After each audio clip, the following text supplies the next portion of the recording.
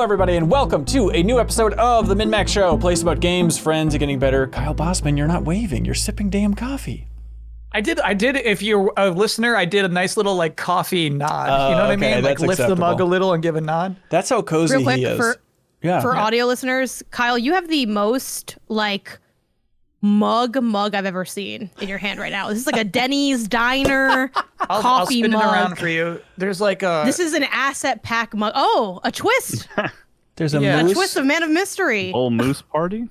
Yeah, I can't explain what the deal is with this mug. It was a gift, but yeah, it's got Teddy Roosevelt riding a large moose. That's perfect. That's his It's main wildly thing. ordinary in one side and then wildly unhinged on the other. I love it. Yeah.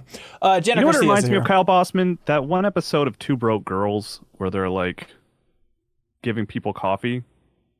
I remember that one. You know Yeah. right? Yeah. It was good, right? You get the idea, listeners. Kyle Hilliard's here. Janet Garcia's here. Kyle Bossman's here. We have a lot to talk about on this here episode. Obviously, back half of the show, some great questions submitted over there on Patreon. The first half of the show, we're left out in the desert.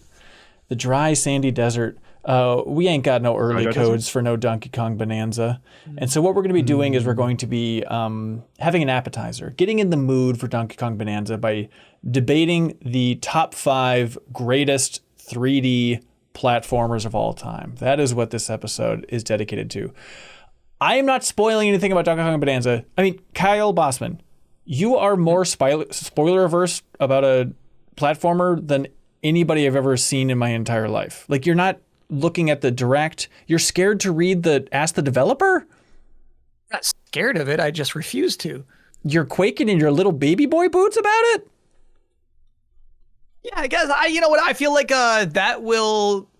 And I know you in particular. You're going to be thinking about that interview the entire time you play this game. Yeah, I think so. You know what I mean? You're gonna be looking at it through that lens. And like, I think times that I really hated reading reviews or anything ahead of time is like music. When I read an album review before listening to an album, I think about that review constantly. And then every other time I listen to those songs. So, like I like the idea of hopping into anything, any game with my own thoughts without any colorization of it, Even just like tidbits from the developers of like, hey, here's how we developed our voxel technology. You don't want to know anything going on into the tech design of this thing. That actually makes sense to me. Yeah. I mean, especially if you consider the Odyssey team. I mean, their core idea for Odyssey was like surprise. Like, like that was like the main idea of Odyssey is like, we want to shock you. Right. And like, yeah, I mean, if you kind of know how the voxel tech works, it's going to influence how you engage with it. It will. This is bizarre. But hey, it takes all kinds of folks. I do want to talk about just a little bit. First of all, Donkey Kong Bonanza, 90 on Metacritic. It's doing it. I didn't want to know that. Really? I'm trying to not know things. Truly, because Game Informer didn't get it early either. So I was not looking at reviews because I haven't started playing it, and I don't want my review to be influenced by knowing what the reception is. So the point is, listeners, we don't want to know anything about games ever, but y'all should stay to hear what we have to say. Oh my God. By the way, Ben, I knew that was kind of unavoidable, to be clear. Okay, I'm not saying like you. I knew I was Yeah. but I was trying. I am genuinely not reading reviews yet and not looking at them. Okay, all right. I knew it was going to be things, impossible to avoid the reception. Yeah. I immediately Googled Donkey Kong Bonanza Metacritic because I'm toxic. So I did run It's to not see toxic that. at all. Yeah. I think it's just like it's a relief. I feel like at this point with the Switch 2, I know we're only a month in, but I just feel like I'm craving some Nintendo brilliance. I'm looking for some game design that's going to be like, there it is. There's that magic that's been there my entire life. And just seeing, this is the grossest part of boiling it all down to a number, but seeing that number at like hovering around a 90, I'm like, okay, it's in there. This is going to be a big, beefy, juicy Christmas present for everybody. I have a dirty, gritty question. Yeah. For Kyle. So Game Informer launched anew, right? How do you determine who gets to review Donkey Kong Bonanza? What'd you have to do to get that spot? That's a question for Brian Shea. I didn't really what's the word? I didn't campaign for it. But I like Nintendo games and Nintendo platformers. We usually, I don't know. He just knew I wanted to play it, so he gave it to me because he's such a nice man. Weird. I guess that's the new Game Informer. Heck yeah. It's too friendly. I don't get it.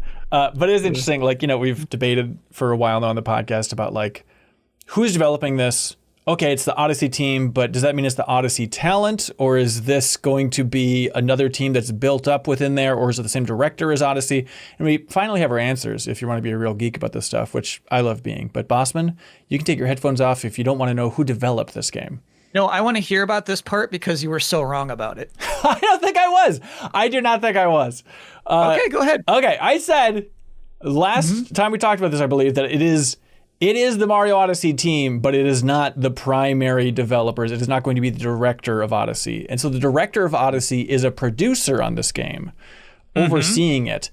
And the director itself is somebody that they brought in. He used to be a Final Fantasy character designer, apparently. And they brought him in 2020. And so he's a first-time Nintendo director for everything here that he's brought in for this thing. There's a bunch of other details, like, the art director was the art manager for Odyssey. The sound director was the sound lead for Odyssey, but not the sound director. So it is kind of that B-tier group that now is blossoming into their own A-tier, but it's not like all of the leads from Odyssey are transferring directly into this. Point being, there's clearly a Mario 3D game that's probably going to be ready within 2 years. That wouldn't be the case if this was all hands on deck for Donkey Kong Bonanza.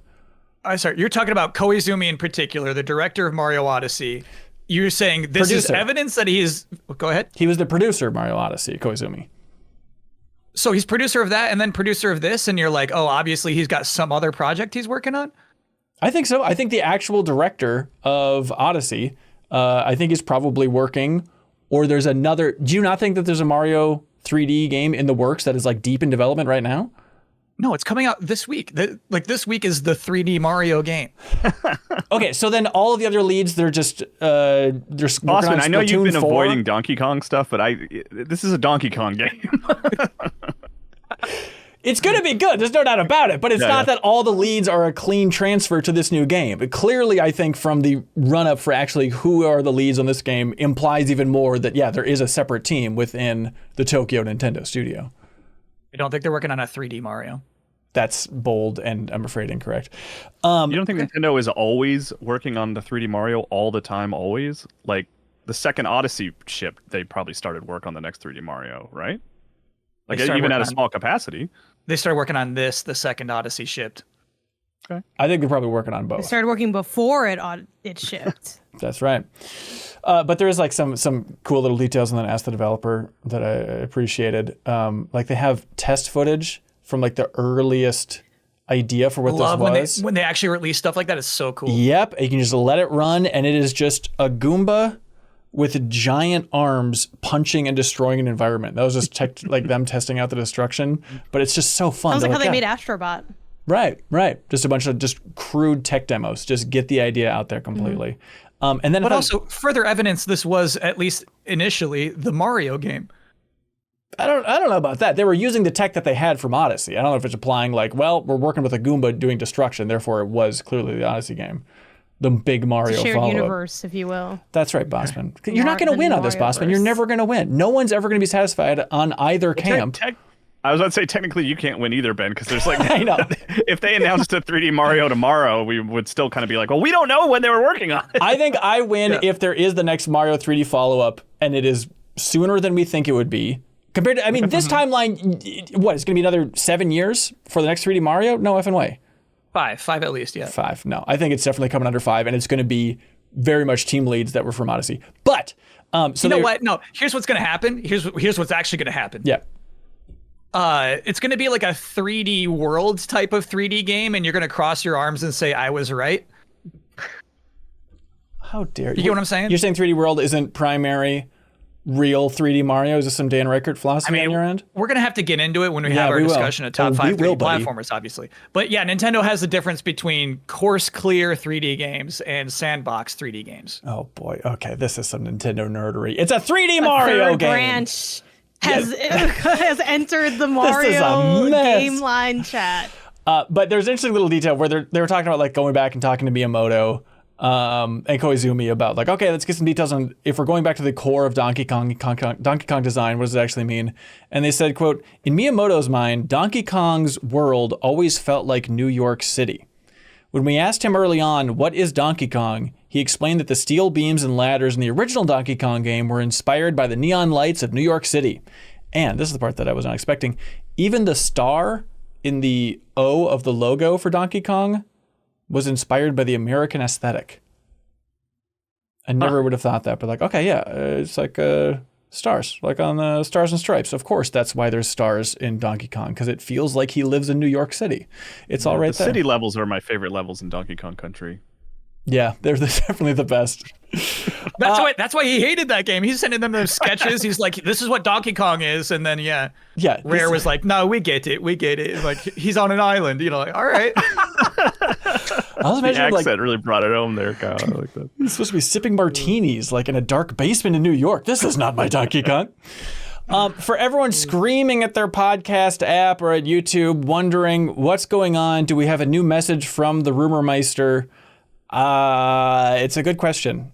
We don't have it yet. I've been checking my inbox all day. There's no new message from the Rumor Meister. There's some teases that something might be coming up, but in terms of like actual email to decrypt, I don't got it. So we got to stay tuned for the rest of the episode, and we might get a message from the greatest rumor wrangler in all of video games later on in this episode. Sorry to break it to everybody that it's not ready to go right now, at least.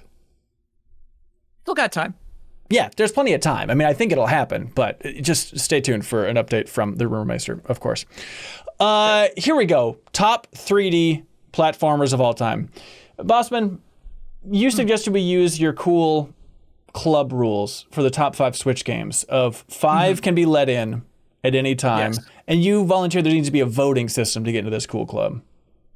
Yeah, you need 2 other people to agree with you to get it in.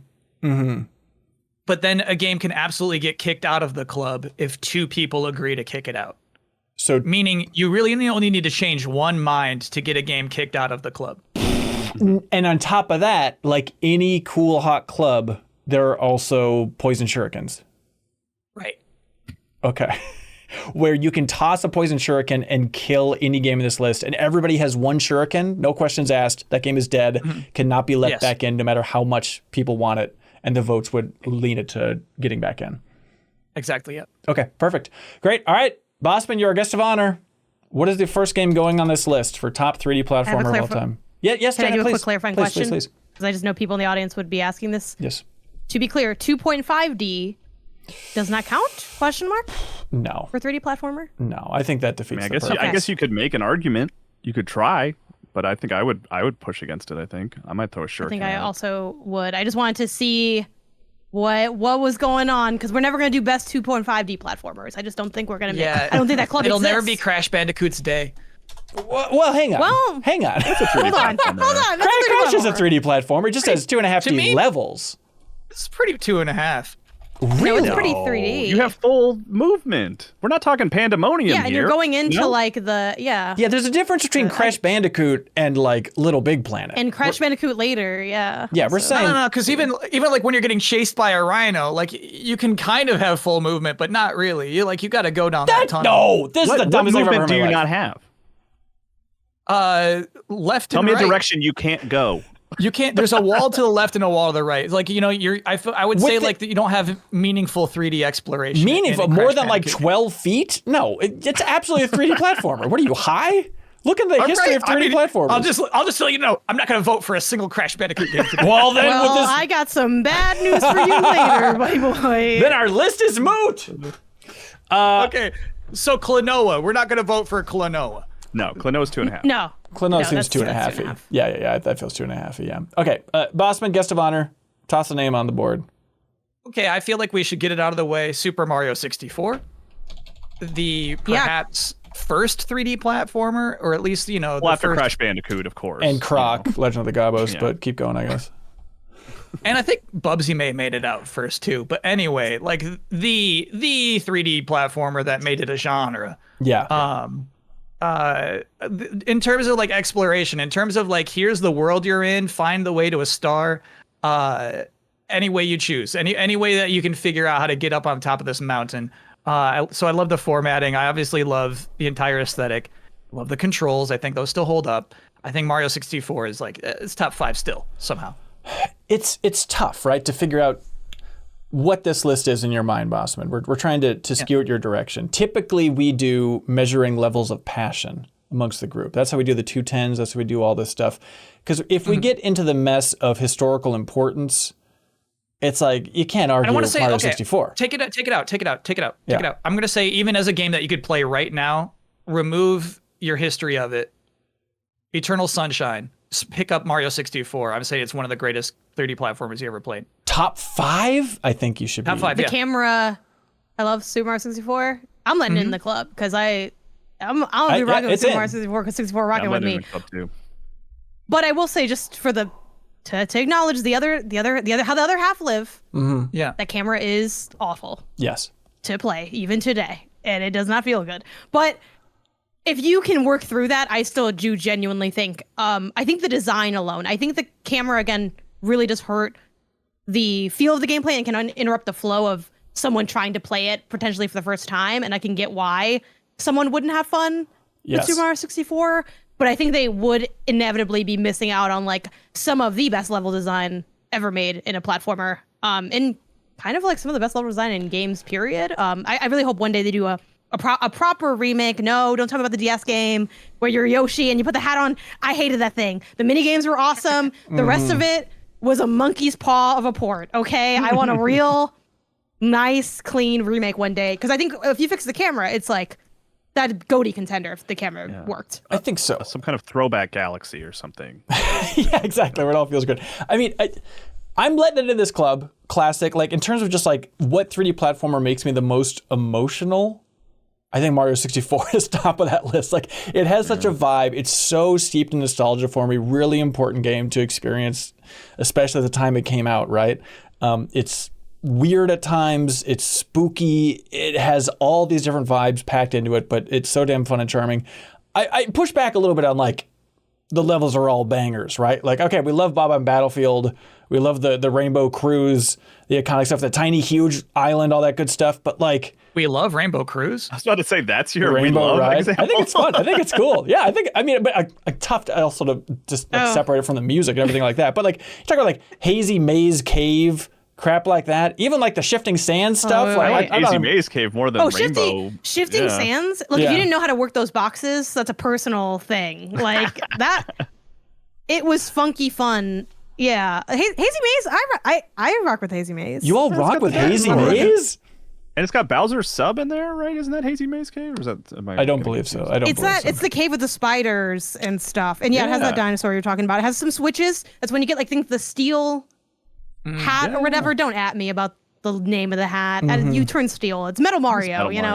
Right. Yeah. Right. So we all know him. Good friend of the show, Metal Mario. I'm just saying, like, I think of course, the classic Double Fine documentary, Psych Odyssey.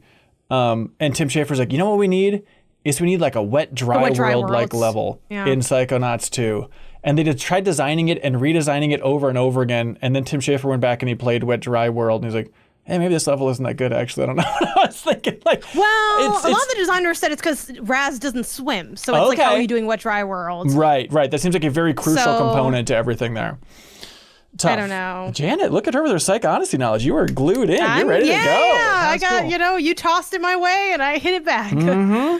But I actually think that's kind of crazy in terms of like a, let's say, subcultural reference, right? The idea that he could just say the name of a level and everybody knows which one he's talking about is pretty crazy. Yeah. No, it definitely is.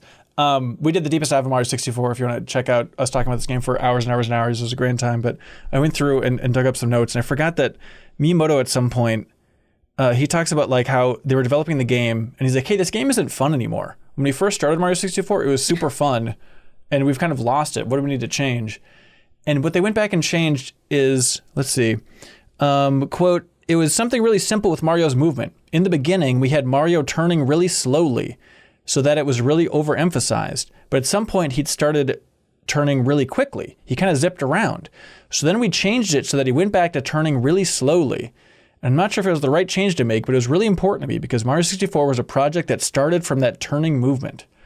So like his solution to make it fun again was to make it slower to turn and almost seems like more challenging to control, which is like the opposite of what I would think. He turns pretty fast. So I'm actually surprised that that's where you went with the, like, I thought you were going to go with, and then we made it fast again. Right. I feel like he's turning pretty quickly. Yeah, something in the movement, I guess he was too fast. That was the problem. You don't need him faster, yeah.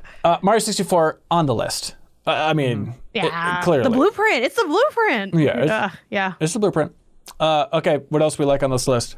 I will get the fight out early, and I bring to the table Crash Bandicoot 4. It's about time. 'Cause I know that, Kyle B., you don't think this is a 3D game, but I did hold on, I have a picture for Slack showing the 3D, because I think when you think Crash, you might think of, like, again, the first games where the 3D is kind of relegated to just that one area, but there were like proper 3D pockets in the level design of like modern Crash. Yeah. And I think Crash Bandicoot 4, It's About Time, is an unsung hero of the modern platformer. It is agreed. It finally hits that great spot of being kind of wildly difficult, but in a lot of optional ways, which I think Crash, you could argue, has always excelled at that, where it's like, to beat the level, not too bad, but if you want to like get all the boxes, or you want to like hit certain things, like that's going to be where the challenge is. There's like optional hell room type stuff. I think this level design is absolutely immaculate, and I want to shout out bringing in some old school sort of gaming tradition. I know I grew up with an older sibling, and sometimes we do, pass the controller, single player, turn it multiplayer. Crash Bandicoot 4, It's About Time has that integrated into the game. So you can do an on the couch, like player 1, player 2, and you can set it to like per checkpoint, you can set it per deaths, and you get the stats of everybody afterwards. So it kind of adds this fun competitive nature, which I think is super smart in a game that is inherently like a challenging platformer. Like, this is a platformer for the sickos, and as a platforming sicko, this is one of my favorite platformers of all time. Yeah, I would argue is 3D. I do think it also somehow is underrated. There's always a sad thing of the sales were like off the charts, and still it wasn't enough to make a Crash Bandicoot 5. But yeah, Toys for Bob picked it up, and it's tough. Like I'm a Crash sicko from way back, and it's always like, well, Crash 2 is obviously the best if we're really getting down to it. And now it's like, I think it's tough to argue for Crash Bandicoot 2 above Crash Bandicoot 4 at this point. It is by far the best controlling Crash Bandicoot game, but then also just wildly creative, having the different masks to give you different abilities, like the slowdown power, gravity shift power, all that wild stuff. And like, yeah, some of those levels are really hard, but always so damn fun. And even like, okay, you get to control a bunch of different characters. Don't you want to control Neo Cortex? It's like, not really, but it's like, oh, they're all fun. Having like the weird long dashes, or like Crash's girlfriend has the grapple and stuff. Like, you get to be Dingo Dial, and he's got the weird vacuum and stuff. She's her own character in this game. Oh, you're right, Tana. We respect her and everything that Tana brings to the table. But no, I do agree. It is weirdly, it feels like culturally overlooked for how good it was. It's a game I finished that I don't have a ton of memory of. I remember the last level being really like intense, and finishing it. You had to like swap powers like mid. Yes. Even. Yep. You're phasing Celeste around almost. left and right. Yeah. It is super tough. Here's my only ding, really, Janet. Dingo? You got my vote, but if I'm thinking like top 5 of all time, it's gonna be tight. And Here's the thing. Yeah. People can get kicked out of the club. I think if your initial reaction was, right. I love that game. Yep. It's so good. Correct. Don't walk away from that initial feeling. You don't have to buy the car. Let's just take it for a spin around the block. Okay. Yeah, I'm in that car. See how you feel see how it feels, and then put your cup in the cup holder. See what it's like, Put the top down. Let's floor it. I got to reveal something right now. Is that when we did this for top 5 Switch games, at the end of the day, I really felt like Janet defeated me. Yeah. I feel like she played this game better than anyone else. This. And I feel like you're doing that right now. As she's playing this game. I'm not even sure you believe Crash 4 is a top 5 game, but I feel like this is part of your initial maneuvering. It works. Time will tell. Okay. Nothing good can come from me responding to this, so I'm just going to sit here and wait for someone else to talk. She knows what she's doing. Yeah, you got my vote, Janet. Oh my gosh. Top 5? Yeah, look, we can kick it out later. For a second, let it sit. All Let it sit. Why be mean? Let him come in. It has to be 2 of us, right? He's not sitting down. Yeah. He's ordering well a drink. Janet, I will say I don't The think it's table's gonna. not ready. I don't think it's gonna stay in there, but they at least got to like check out the place for a couple minutes. That's fine. Yeah. They'll be happy with that. He's put he's signing out immediately on the drink. You know, he's not even putting his card down. Don't worry about it. I'm just gonna buy one drink. I'm not gonna open the tab back up after. You could decide the second drink's not against the law. Fresh word.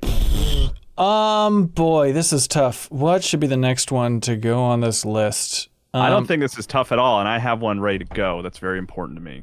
Okay. I suppose. And that is, of course, the only 3D Mario to get a direct sequel because it was so damn good, which is Mario Galaxy, which is still, to this day, my favorite 3D Mario, and I think, personally, my favorite 3D platformer ever is the original Super Mario Galaxy. You have all the first one. You have all the wonderful, controlling Mario feels amazing, and jumping around feels amazing, but the thing that blew my mind at the time, and I think is still super fun, is it's like, maybe it's too strong to say the only, or maybe not even maybe the first, but it was Nintendo taking the idea of the platform, right? There's the jumping, there's the leaping, that part is fun, but Galaxy re-examines the thing you're jumping on and makes it really fun and interesting by changing sort of the whole gravity of how everything works. Like, long jumping into orbit around a planet was just like, this is it. Like, we're done. Like, we finished. It is weird. I mean, I think we were all impressed by like the visuals of Astro Bot and stuff, and be like, this feels like next gen platformer. But at the time, playing Galaxy right when it launched, it did feel like this is like a whole new approach to platforming. This feels like truly the next generation. Even taking that idea of, in Yoshi's Island, there's that boss with the crow on the moon. You get to run all around it into the butt stomp and bump it back into the boss and stuff. Like, just imagine that, but full 3D. Like, it just felt like an epiphany. And it works, and it's fun. Yep, yeah, totally. I adore that game so much. And I even like the motion controls. Like, I even like the action of spinning. Like, to do that, like, that movement to make Mario spin and jump a little further, I just really genuinely think feels good. Yeah. Yeah, so I love Galaxy. Now, I am a broken record on this front. Love it dearly. Wildly creative.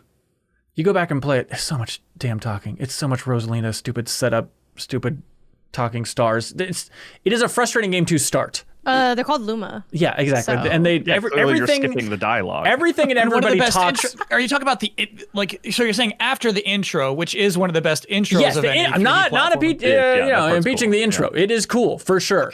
Okay. Just characters talking, setting stuff up when you just want zero. Give me 2 sentences from Rosalina, I'm good. But that entire intro goes on way too long after the cool running, along the stars falling. Sounding a lot like Miyamoto right now. You're right. Less than 1% of the total experience of that game is being like, oh, I wish she would talk a little faster. I know the hub world is a little clunky. Oh. It's a little weird to sometimes know where you're gonna go. What's interesting about this is I actually did play this in the modern era, like I think a few months ago. First time ever playing it. Played it after playing Astro Bot. And I will say I was generally pretty impressed with it. I was pretty happy with it. God, I didn't know how that sentence was gonna end. I wasn't sure either when I first started playing. When I first started playing, I'm like, guys, I remember kind of bouncing off this and being like, oh, I don't know about this one, because I played on Switch as well. As a notoriously a Wii hater, never liked motion controls. Didn't like it on this one either. Just hit the button, which is fine. You can do that, and it works. You can do that. That's an option. Yeah. I will say my big ding against Super Mario Galaxy is it has some of the worst water levels in a video game. I think everything with water in that game is trash to control and feels awful. Aren't you doing a lot of like swimming, right? Like just kind of like moving. Yeah, that's, I don't know. I like that stuff. Really? I felt like it felt terrible. I thought it was awful. And the other thing about Galaxy is like there's like one of each of those, right? Like I remember the first time there was that one level where everything looks like cake, and it's kind of it's a challenging like a gauntlet, and I was like, oof. Well, I'm probably gonna have to do 6 more of those, and then the game was like, no, that's the only one. Like, you'll never see that again. And like I adore that about that game. It just moves on so quickly. I love it. I mean, I think you got my vote for Galaxy into the club. I mean, you can't say no to Mario Galaxy. They're opening up a tab and buying drinks for everybody else is what they're doing in the club. And like for me, like here's the thing: is like like box art isn't gonna like be a contributor, right? But I feel like vibes is a contributor in a 3D platformer because like it's about taking you into this world. The world that you're in is an absolute aspect of it, what makes a 3D platformer great. Galaxy's great vibes. 10 out of 10 vibes. Yeah. I voted into it. Yeah, I think it's got to be there. You know what else has a 10 out of 10 vibe, Kyle Bossman? No, what? Eaten food, and especially eaten food that doesn't take too long to prepare. Because when it's hot out, it's nice, it's summery. There's kids with a sprinkler outside. People playing in a pool, and they're saying, come on, we need someone to play Marco Polo with us. Come outside. Kyle Bossman, come outside. And you're like, I can't. I've got to... Kyle Hilliard, what's some cooking terms that takes a while? I gotta heat the oil. I gotta heat the oil. Oh, my souffle has collapsed. I couldn't possibly. Well, what if HelloFresh was there to make cooking super easy for you so you can get outside, enjoy your damn life. They deliver all the pre-portioned ingredients right to your front door, everything you could possibly imagine. They have stuff like panko crusted chimichurri, sun-dried tomato grilled cheese sandos, as well as over 100 seasonal snacks, sides, and treats. Oh, they got so much more than that, though. They have over 60 meals for you to choose from. Pre-portioned, fresh produce, proteins that travel from the farm to your doorstep and are simple with easy-to-follow recipe cards. You can't mess this up if you tried, Kyle Bossman. I dare you to try.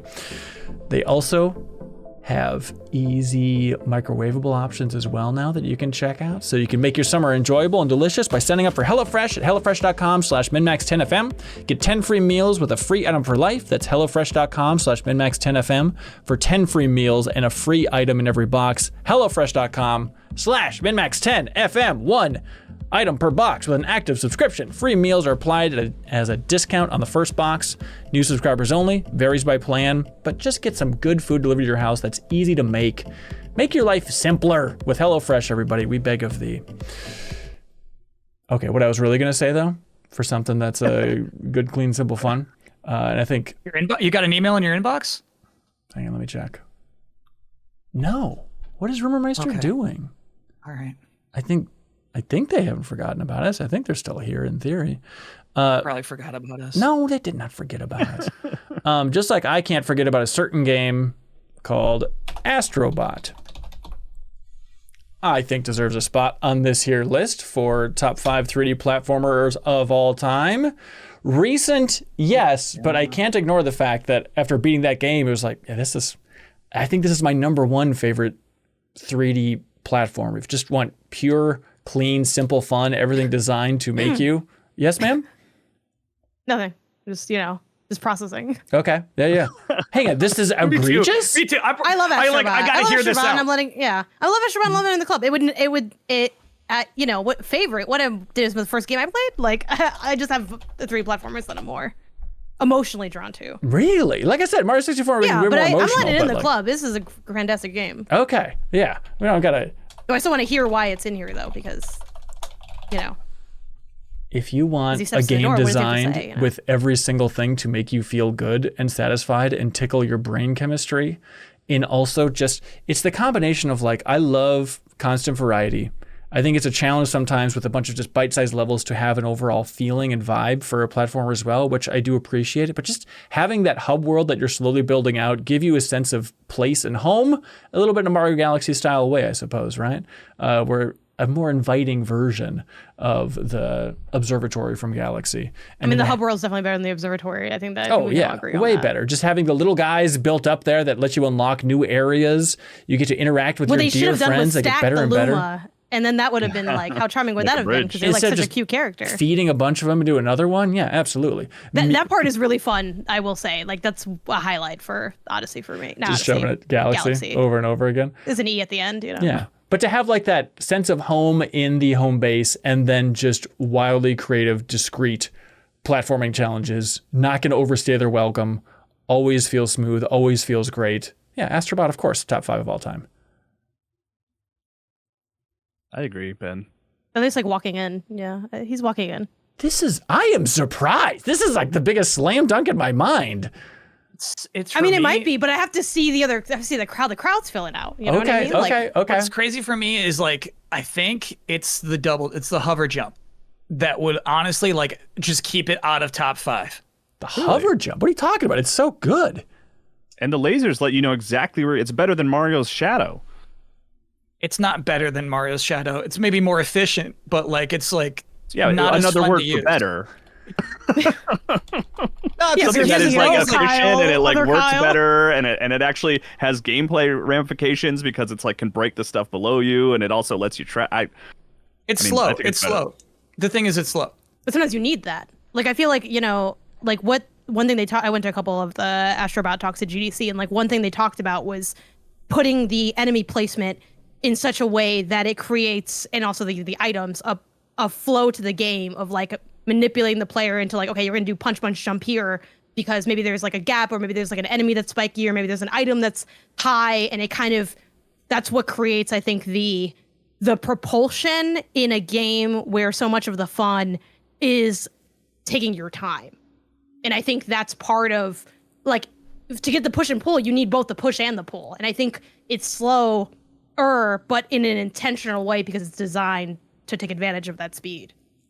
I'm not going to let them have that because, like, that's the same hover jump he had back when he was in a VR game. Those lasers exist because he was a VR character and they just never changed it. No, hold on. What? Why? Yeah. What do you mean? I mean, you often look at the VR game's a great game too, out. and they totally designed a fantastic platformer there as well. And they you had a better shot at me voting for that VR game than this one. What? Why is it? Why is it being held back by? It's more pure. It's more pure. Because it's harder to play, and it gives you a headache. No, I mean, like it does make me sick, but not headache sick. But like basically, I think that like I find a hard time being surprised with Astro Bot stuff when it's more of this modern era of like, let's all celebrate Horizon Zero Dawn. You know what I mean? Like when it is so just you hate like PlayStation. Got it. Oh, I love PlayStation. Don't say that. I love PlayStation. But I feel like it lost a little bit of its own core identity in the different, like, I love the PS5 Astro Bot rescue mission, right? Because that core identity is like, let's celebrate this console. You just brought a new console. We're going to show you all the cool new stuff this does. And then by the time we get to Astro Bot, just this is a game about Astro Bot, the robot who can't ledge grab. It's like the identity is like a overall celebration of some Sony properties that are important, but also Loco Roco, which would be a really nice competitor to widespread assault. Like I don't know, it feels different. It feels like a totally different like purpose to me. That's so odd. It was Astro's Playroom on the base PS5. The rescue mission was the VR game. It gets confusing for sure. But so you're saying it's sold out?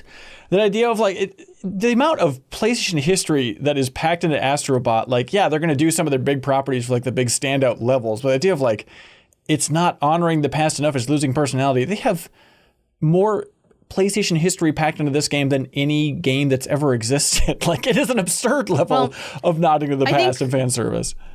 I do think, like Astro Bot, fantastic platformer.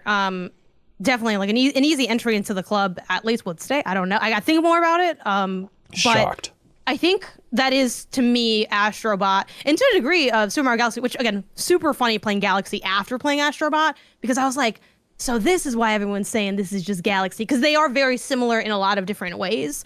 I think even down to the flaws. Like, one flaw I think that Galaxy kind of does have is those are both two games that are quite literally floating in space, and that they don't have a sense of time and place. Like, what's great about Mario 64 is how deeply, intimately, and in a way perfectly you get to know that castle, its secrets, its levels. It is its own fun in a way that I don't think has ever really been done again as well, like at all. While like Astro Bot, like it's his big problem is like, who is he? He's there to remind you that you also like everybody else. But like, who is he when I bring him down to, when you look at those enemies, like, and granted, it's a newer IP too, and I do think we have to acknowledge that it takes time to build nostalgia. Like, yeah, we see a Goomba and that means like a million memories to us. That we need time for Astro to get that. But to be fair, I don't know that Astro's ever going to get that, because I look at those enemies, and as much as they have they're cool to play with, but I don't feel connected to them. Their mannerisms, their personality, where they fit in the world. It feels like you're there so I could punch you and pull you out, which is really fun, but it doesn't connect as a place. And I think that is Astro's biggest weakness. And I think it's very clear in this game where the whole thing is a bit of kind of, it's the alien guy again. Yep. And it just feels like you didn't really have an idea. And that's what I really want to see of Astro's future. I want to see him grab hold of something and be somewhere and be someone in a way that he currently isn't. Yeah. And I do think that's a dig against him. For sure. He feels great to play, and that's hard in a 3D platformer. That's hard to do. I mean, Bossman, I know you're a sicko for merch, but that's the thing. It's like, as much as I love Astro Bot, no one's going to be wearing a t-shirt of the green final alien boss from Astro Bot. You know, it's just like giant robot. They overuse the giant robot a lot. Yeah, and he never looks cool to me. I don't like his face. He was just so impactful in the VR game that they're like, we got such a good report from that, because of course, like getting that huge guy to run up in your face and stuff. It's like, well, we got to have him back again and again now, but he's still cool to see. So Astro Bot on this list? Yeah. Okay. Now. All right. Perfect. The way it should be. All right. Everything is temporary. You know, even us, right? That's right. Yeah. Important to remember. Anyone could shirk it anyone at any time. So we have 4 games in the list already? Is that what's happening? Oh my God. Okay. Yeah. What do you got? What do you want to throw on there? I got to be strategic. Oh, man. Okay, so I'm going to bounce off of what Janet just said about a grounded world, a world that you feel a part of, a tangible world. And I'm going to present Banjo-Kazooie as one of the top 5 3D platformers of all time. Because I really feel like this escalated what Mario 64 set up in creating a world for you to explore. I think Banjo-Kazooie has really nice dynamics in fun ways to move around. Obviously, we think of like flipping over the backpack and going on Kazooie's legs, you know? I think it's got great secrets. I think it's got a cool array of levels, right? And tonally, look, I hate the goofy stuff most of the time, but I feel like Banjo-Kazooie is the truest expression of rare goofiness that they try to put into DK64. It doesn't fit there, right? Because it's just that's Banjo-Kazooie's vibes, is this overall cartoonishness. So you hate goofy stuff, but this gets a pass because it's so goofy. It's overwhelming. Yeah, it's the purity of it. Okay. I'm not really a big Banjo guy. It's never clicked with me. I'm not letting Banjo in personally. I think they took a lot of the wrong lessons from Mario 64. Wow. And I think I played that game a lot when I was a kid, when I had nothing better to do, and I was not engaged enough to finish it. I bought it again when it came out on Xbox 360 Arcade. Again, did not beat it. Played it again when it came out on Rare Replay, and again hit a wall where I was like, I'm not enjoying this, and I've never finished Banjo-Kazooie. So I'm being a bouncer in front of the club for Banjo-Kazooie. Yeah, I got to know what the hang up is. It's like I said, I took I feel like the wrong lessons from Mario 64, and that they're like, okay, we're gonna take the basics, right? We have a handful of moves, and you collect stars and maybe coins, and they're like, all right, well, let's just multiply those things by 10. Now you have way more moves, and they're complicated and hard to remember. And now you have to collect a bunch of different things, and it's not interesting to collect all the different things because it's just a different currency ultimately. Getting a Jinjo isn't any more fun than collecting a note because you just walk through it. Well, the only thing I like about Banjo is dun dun dun, and they put him in the backpack. The animation, little animation work. Yes. What if I told you those Jinjos pay off at the end of the game? What if I told you they're people, Kyle? It's a real community of people, okay? They're not just the same as puzzle pieces. What if I told you? Have you seen Banjo's Ultimate in Smash Bros. Ultimate? Probably, yeah. Yeah. So the Jinjos you save attack the final boss and make her easier to kill if you saved them all. I think that's cool as heck. This is how I wanted Breath of the Wild to end. I wanted all the Guardians to step on Ganon and have him go flat for a second, very cartoonishly, but instead they just shoot a laser at him. Yeah. And I'm like, that's not nearly as good as my idea that I had 10 minutes ago. So, So I agree, Kyle. Well, if you want Kyle's wrong. Oh, I do agree. Bossman, if you want to talk about the end of the game, I mean, there's the whole Gruntilda board game trivia thing, which is, I think, unbearable, is the way it could be described, correct? Yes. Okay. All right. Yes, I'm so torn here because I love Banjo-Kazooie. Banjo-Kazooie was on. I know Kyle B, you think I got some grand strategy. I got a list of games that I like, and I'm naming them, and I'm slotting them, and I'm flipping them around. Banjo was on that list. But then at the same time, It's so tough. I think one thing that, you know what, I'm going to let Banjo win because my initial gut said yes. The one thing I will say against Banjo is this, it's also one that I haven't played in a really long time. And I do think it's hard to be replaying Banjo when like Mario 64 is right there. But at the same time, when I go back to Banjo, even though I don't get that far, I love it every time. And I know that like opening area super well because it's like, I think the transformations are really fun. And I think Banjo walked so Astro Bot could run because, and I mean this to say that we've seen a cajillion people try to do the Mario 64 formula, and I think Banjo-Kazooie is one of the few that really succeeds, especially like in that kind of era of time. I'm gonna let Banjo win. I like Banjo. No, unfortunately, does two people need to let something pass? Is that I forget the rule. Yeah, so it relies on Hanson and his vote. Yeah, no way. No way Banjo's getting in this club. Oh, no way. Okay, the no way is, I think the no way was unnecessary, sir. You could have a simple no would have sufficed. I got one for the pile. Oh, hang on real quick. Okay. Bossman, have you seen You got an email? Hang on. Well, I got an email with a press release for Ruffy and the Riverside. Speaking of Banjo, though, it is the most Banjo-esque game. It's a new 3D platformer. Have you seen Ruffy and the Riverside at all, Bossman? Yeah, you're a 2D, like it's a 2D illustration of a character moving through a 3D world. Yeah, it's got like Paper Mario style thing, but like visually one of my favorite looking games so far this year. Like it looks incredible, and it is very Banjo coded just for the environments and kind of the size of the arenas that you're working through. I was just playing a little bit last night, but like it's also about like grabbing different textures and putting textures on different things in a way that I was not expecting, but just little hidden gems so far from 2025 that, you know, we shouldn't gloss past. I'm not saying it belongs on this list. You're trying to get it in the club? I'm not trying to get it on the club. I just want to give it a shout out since we're talking platformers. Can I ask you a quick question about this game, Ben? Yes. And I don't know, do you know how much you've like played of it? I do, not that much. I mean, probably the first 30 minutes, realistically. Keep me posted because I wanted to get this one, but I unfortunately just kind of ran out of time with travel and everything. One of my friends is enjoying the feel of this game a lot, but they say it's too chatty. Too chatty. Curious with your Rosalina comment. If you're feeling the chat. I was feeling the chat. I was skipping immediately.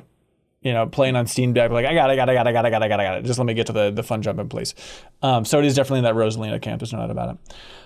Even though, hey, that's you on Rosalina. I ain't putting on Rosalina. Okay. All right. I didn't. Though, if you check my stream, I probably was also like, let's go play again. Yes, indeed, you were. But yeah, it was a blur. I was like talking to chat anyway. All right, what do you want on this list? What's going on there? I got one. Yes. Mm-hmm.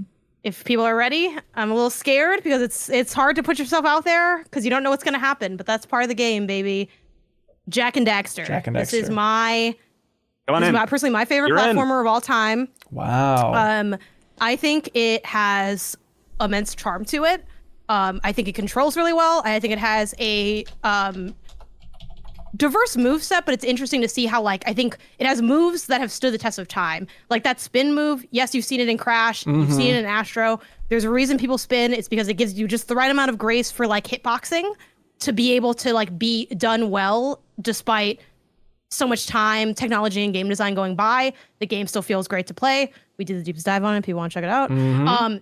Jeff played this for the first time, and Platinum did, which I think is, you know, it's always tough to like, I think so many of these games we've played so long ago, it can be hard to like have that fresh set of eyes. And I'll be honest, I don't have a fresh set of eyes for Jak and Daxter. I play that game more often than any game I play. Yeah. I watch that game. If I'm happy, I'll play that game. If I'm depressed, I'll play that game. I love this game. Yeah. But it's nice to know that like I have presented it to other people who don't have that feeling, and I think they often walk away remarking with how it feels good and special. I think also it's one of the best stories in a platformer. And I think, Ben, it's not too chatty. It's not hitting you up with dialogue all the time. Yeah. But it has just enough to give you a little bit of what's going on. It has some fun lore stuff. I'm a big fan of the like old tech, new tech kind of vibe with the precursor stuff. Like, I think it is such an intentionally made platforming world that, yeah, I think this can stand up against any of them. It might not win against any of them, but it can stand up to any 3D platformer, in my opinion. It is cool. There's no doubt. For how in the bag Janet is for this game, I just want to remind people of the deepest dive where you said the opening cutscene was one of the greatest video game speeches of all time, where that old man was like It's good. Check out Samus the Sage? precursors. Yeah. it was like a It sets hero it up for well. me. They have asked the rocks, but the rocks do not remember. Some of the best... Asked the rocks, but the rocks do not recall. Even the rocks do not recall. Yeah. My senses tell me I can do most of the whole thing. It's the best thing Naughty Dog ever wrote. There's no doubt about it. Yeah. I love Jak and Daxter. We all love or hate Naughty Dog now. If Janet wasn't going to bring it up first, I was certainly going to pitch for the original Jak and Daxter as well. Yeah. Absolutely, Jak and Daxter gets in. And it's so cool because, I don't think I was bracing for it until the deepest dive of the idea of like, oh, it is one big seamless world. Like knowing that was their pitch and their angle for what they were going for. Back then, I didn't really appreciate it at the time, but it's like, oh, that is unique to have just one consistent platformer where you can see everywhere you're going to be going and it's loading it all. There's no stupid load screens along the way. And the character animation is so good. Yes. Like that's why it feels so good, is because like Jak moves so well. I remember like just being enamored with like walking up a incline and how his animation changes to like walking up an incline, like he moves differently, and that the sort of the squash and stretch of it all and like that roll jump is a move that I miss in other platformers to this day. If there's no like 1-2 punch to like launch you forward, because like Mario has that. He has like the long jump, which it plays a little differently, but it's similar. Yeah. But Jak and Daxter I adore. Yeah. I mean, I'm super into it too. We're talking about a tangible world. Yeah. Taking us to a tangible world. Like that's it, man. They deeply cared about the world they're presenting for a 3D platformer. Great. Easy vote for me. Okay. Welcome to the club, Jak and Daxter. So right now in the club, yay. Getting tipsy, we have Super Mario 64, Crash Bandicoot 4, Super Mario Galaxy, Astro Bot, Jak and Daxter, and kind of just like a weird loser hanging around outside, like he won't go home. It's Banjo. I'll be out here if anyone needs anything. You want me to go on a water run? So we can't let another one in until we kick Crash Bandicoot 4 out. It's time. Oh, just because it says it's about time. No, it's about time. It's the name of the game, not it's time. It's crap. Well, who's stepping up to the door? Because maybe we don't need more space. Is anyone? You're right. We could finalize it right there. You're right. It's possible. I'm not saying we are. I don't think we are. But who's at the door? It's entirely possible. When you get the door, it's not Domino's. So who is it? You know? Yeah. I have a funky one, which maybe. Okay. What do you guys think of It Takes Two? Kyle? I have this. Actually, I don't have it written down. I don't think it's a platformer. I think that's absurd. I think it's an action adventure game that has platforming as its big spot, but I wouldn't. Well, actually, I guess I feel a little bit. Say that about every game on this list, though. I don't think so. I don't think it.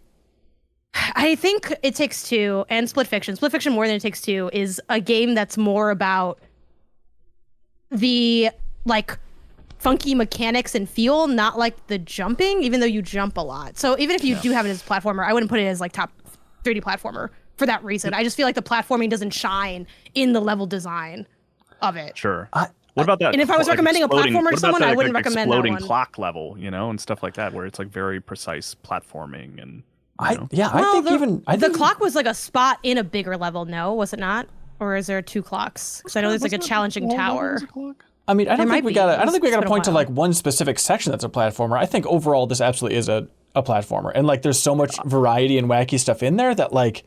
I mean, if we're looking at like, okay, is it just focusing on jumping? I mean, our list of platformers is going to be winnowed down pretty quickly. I feel like this is absolutely a platformer, and it would get my vote for sure. I would argue that Split Fiction makes it great because it's like it is more like third person. I kind of moosh those two together, but you're right. It's a wider area. I still wouldn't pick it. I'm not gonna let it in. The thing about It Takes Two that shocked me, like when I first played it, like I don't know why. I mean, I guess I shouldn't. Maybe I should have been surprised. I don't know. It's not like any other Josef Fares games like felt amazing. Brothers is not a game that feels particularly amazing or anything. Yeah. But I was shocked at how good that game feels in terms of a platformer. Like I was like blown away. Like I was like, this feels amazing. Like this, I can't believe how good this game feels to control. This was not what I expected from this game at all. And it's not even just that. It's like, okay, it feels good on the baseline running around, but then the fact that every level is packed with so much variety, you are shifting what you're doing all the time, and that everything feels good. I mean, the level of like clunk that a game like It Takes Two gets to, I mean, as much as I love Astro Bot, even like the stupid monkey climbing power, it's like that never really feels great. Whereas I feel like everything bare minimum in It Takes Two feels pretty good. And for a game with that much variety and that much creativity happening in there, I think is a miracle. And like I like Split Fiction as well, but It Takes Two I just feel like is more what I'm looking for here. It has even just artistically, I feel like it has a nice vibe to it. I get that people complain about the story. Talk about too much talking. That book won't shut up. I'm like, it's fine. I like having a video game about divorce. I think it's really rare and unique, and it's not traumatizing to play through. I think I would push out Crash Bandicoot for It Takes Two. I would. Yeah. I would. I would never. That's like Never. If that's the trade we're making, I'm in. That's wild. All right, well, That's the least wild thing I've ever heard in my life. Too, you know, like, oh, like, what are you gonna do? That's democracy. Here's what I think, though, Janet. Here's what I think, though. I feel like It Takes Two is now in the weak spot, and we can kill It Takes Two with something obviously better. No, I just feel like Crash 4. I think just a quick, in case it changes any minds. I don't think I'm going to because you all simultaneously like take out Crash 4, which tough crowd. I think Crash 4 outside of Super Mario 64 to me is one of the, I hate to say this because Jak and Daxter's on there, and I would literally sure kid myself if that game could be on here because I think it's really good. But it's one of the more unique ones. While Astro Bot and Super Mario Galaxy, I think they're both games that are saying the same thing. I think Crash 4 is so distinct, and I know you could argue that part of it is it's leaning on like 2D-ness, but I think that's what makes it like so strong to kind of meld both those two together in a way that's really interesting. Well, It Takes Two, and again, that's kind of why I like it is, and yeah, you're right. It is a platformer the way like Ratchet & Clank is a platformer where it's like you're kind of more shooting guns, but like it's still, you know, you're jumping. But I think part of those of those worlds is like the experience of platforming kind of ends up feeling like secondary to like the level design and the gimmicks and gadgets, which it's all valid because it's all part of gameplay. But to me, Crash Bandicoot 4 is like moment to moment what you're doing, the act of jumping. I don't even know if it gets better than Crash 4 for that feeling. I think there's Celeste, I four guess, other for games 2D? on here that are better at Crash. Wow. Yeah. I looked All at right, it. well, And I like Crash 4. I'll meet Jen. Crash 4 out back. It doesn't feel like you do, but I'll meet Crash 4 you back end with up me in that Banjo. position in these kind of discussions where We're you have doing- to like go after Hey, a man. game that you like. But Crash 4, it was like a solid iteration on Crash before it, and I didn't like playing as the dingo and stuff like that. You didn't like the there's stuff dingo. I didn't like I think Crash. It's so The good, but it dingo, also it's a little bit of that camp of like Dingo broke my platform. Look at the book was so fine. Let this racist book in here and go ahead, guys. Take out Crash. I thought Go he was culturally sensitive, personally. Okay, sorry, Crash Bandicoot 4. It's about time. Get the hell out of here. All right, now we have Super Mario 64, It Takes Two, Hang out Super Mario with Banjo. Galaxy, Astro Bot, and Jak and Daxter. What else do you all like for this list? Well, it is your turn if you got one. I do have one. Let's go for Big Dog. Woof woof. He's here. He's barking at the door. We got to let this puppy in. Super Mario Odyssey. Ooh. What are we doing? What are we doing with all this stuff on here? Oh yeah, Mario you know what's Odyssey? funny? I didn't write it down just because I stopped writing before the show. I just didn't put it on there, but yeah. Like if we're really talking about the greatest of all time, I mean, come on. I would kick out Mario 64 for Odyssey. Oh, in a heartbeat. I would kick out Galaxy for Odyssey. I think Galaxy No, is you the misspoke. pull here. Actually, I take that back because I No. said it. Yeah, I felt bad about that. 64 is the Kyle. It's the sacred text. Mario 64. I know, but Super Mario 64. yeah, look. What do they say? What does he stay in Last Jedi? He's Let not the exactly a old things page die? turner. I was thinking the exact same Oh yeah, quote because from when Last Jedi. I look for good ideas, I run immediately to Last Jedi, Kyle. Hey, I love yeah. Last Jedi. I'm sure you do. You also love It Takes Two. Okay, you're just naming I things like that aren't it as good takes as two. Don't Crash 4. put that on me. I don't know. It felt like you loved it earlier. I love Crash 4. That's all I'm saying. But okay, I felt like personally, Mario Odyssey. I've gone on a journey, a bit of an odyssey recently of like, this game came out in 2017. It was a long time ago. I played it once, enjoyed the hell out of it, but I went back and started it again last night, just a fresh save of Mario Odyssey, and was like, oh my God, why have I not been thinking about this game for all these years? It wowed me for how much I loved it again. And I went back and like a real dork, Kyle, I listened to us talk about it on the Game Informer show and just like raving about it. And I feel bad for it kind of falling off my personal radar for how much I loved it. Because every time I went back to it, I was like, oh, just kind of mopping up more moons. Okay. which is not exactly my favorite thing in these games. I know it's definitely some people's cup of tea to do this, the hardest possible, most nitty gritty stuff, but just baseline jumping through this environment feels so damn good. It's so fun. And then just seeing like the full range of everything that's in the game as well. Like I forgot about so much. I forgot about like that weird, realistic looking dragon that you fight, where it's like just a big level. Dark Souls level. Yeah, the weird Dark Souls level that they throw in there. It's like the boss fight. It's like the big wooden mech thing, all that stuff. Like the fact that the boss fight with Bowser at the end is like you playing Punch Out, like, you know, with the hat, like just trying to knock him out. Like there's so much awesome stuff. And even in the beginning, I'm like, I remember obviously Jump Up Superstar, that entire sequence was just incredible. But I forgot that like, oh yeah, in the beginning even, there's like cool stuff where it's just you're going on the walls and playing like 2D Mario and climbing up like these rocky walls with a whole retro aesthetic to it.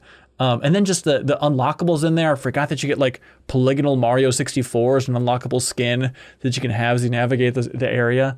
And just the thrill of going to New Donk City for the first time. And, you know, normally I like my little self-contained little challenge levels, but like if you're going to have a big environment, having New Donk City just as like a little taste of almost a little open world Mario experience, right? It's like, okay, let me just run around this city for a while. There's so much going on here.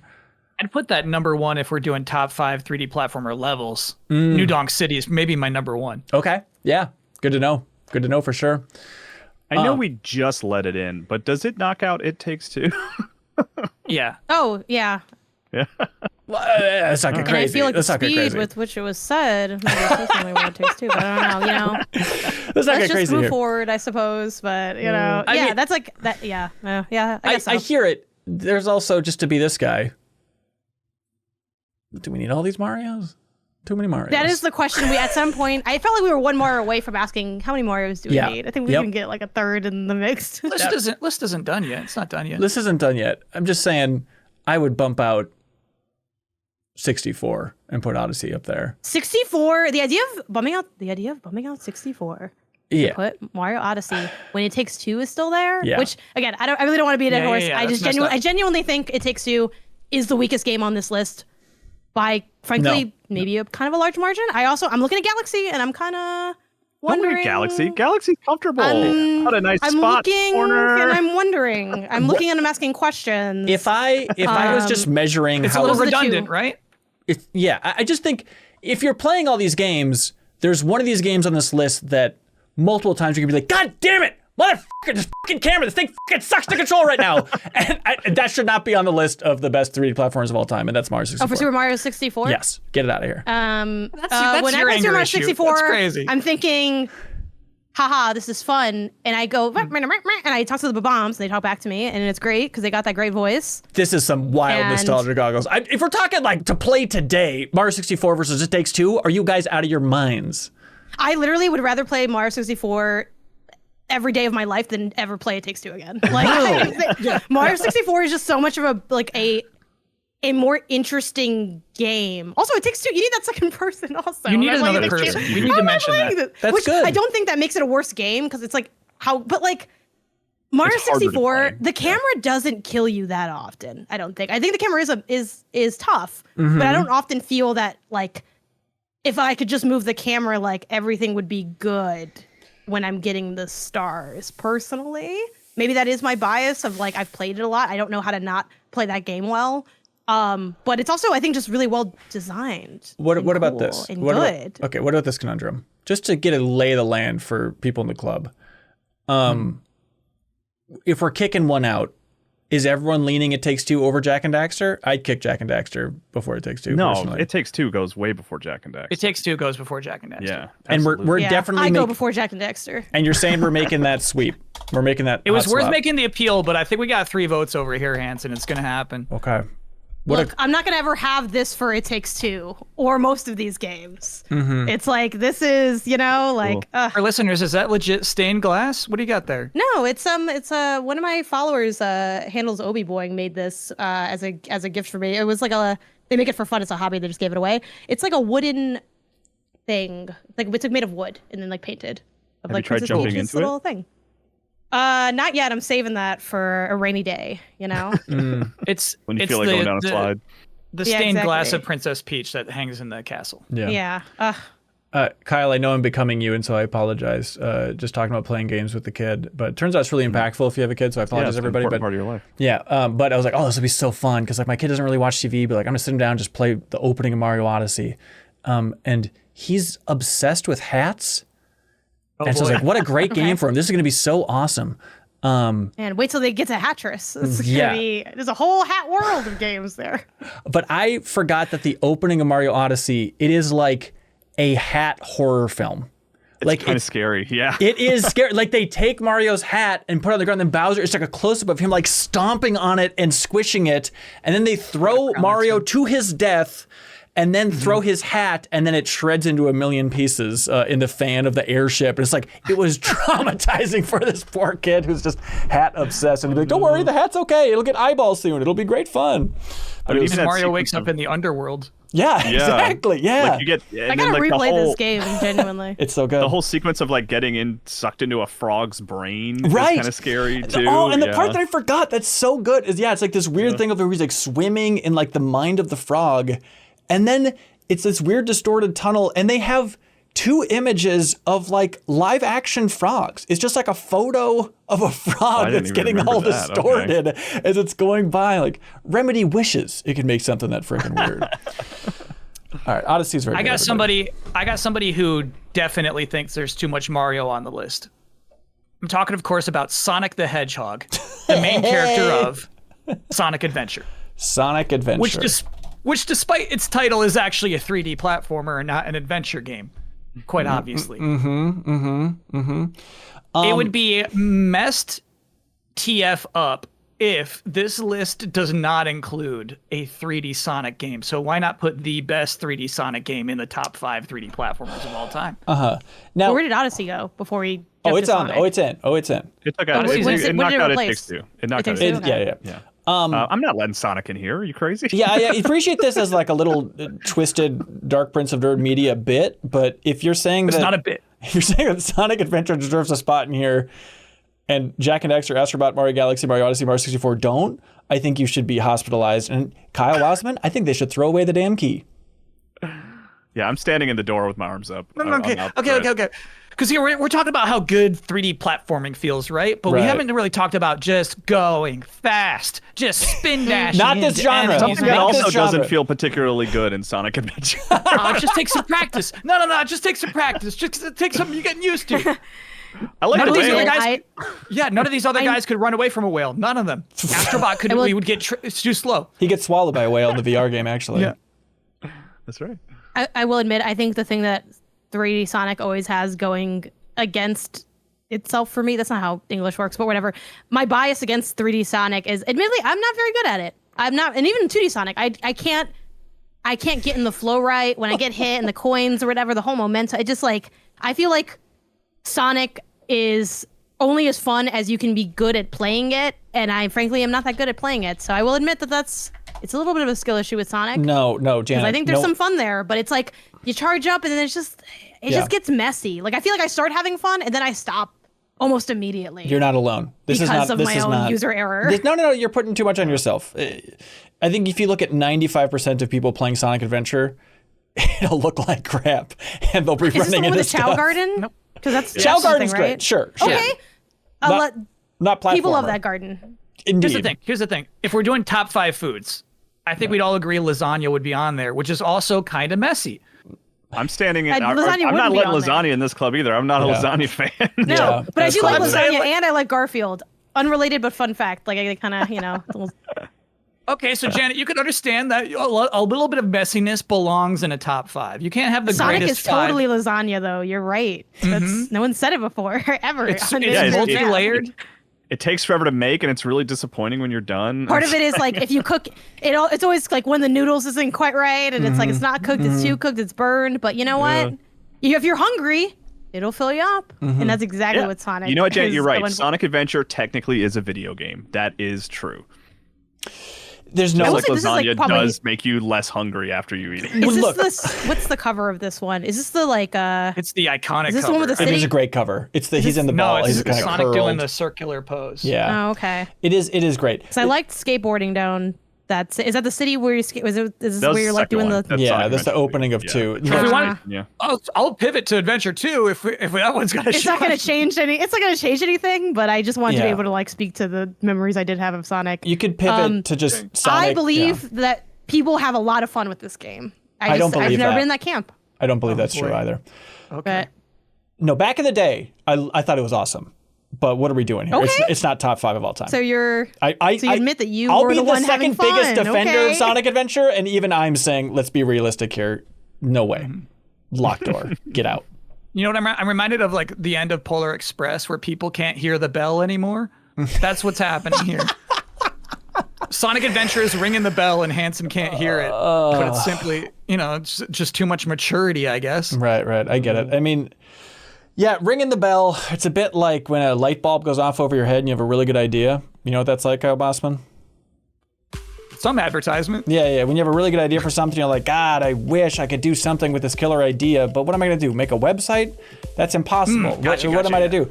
Well, that's where a company called Wix could come in handy. They have website templates available for you, and also wild creativity, wild options and flexibility for what you want to do in your website. But if you just have a business idea, you want to get it quote unquote on paper, get it up and running, website ready to go, that's where you can use their beautiful templates, everybody. They offer over 2,000 designer-made templates that are fully customizable and come with out-of-the-box business functionality.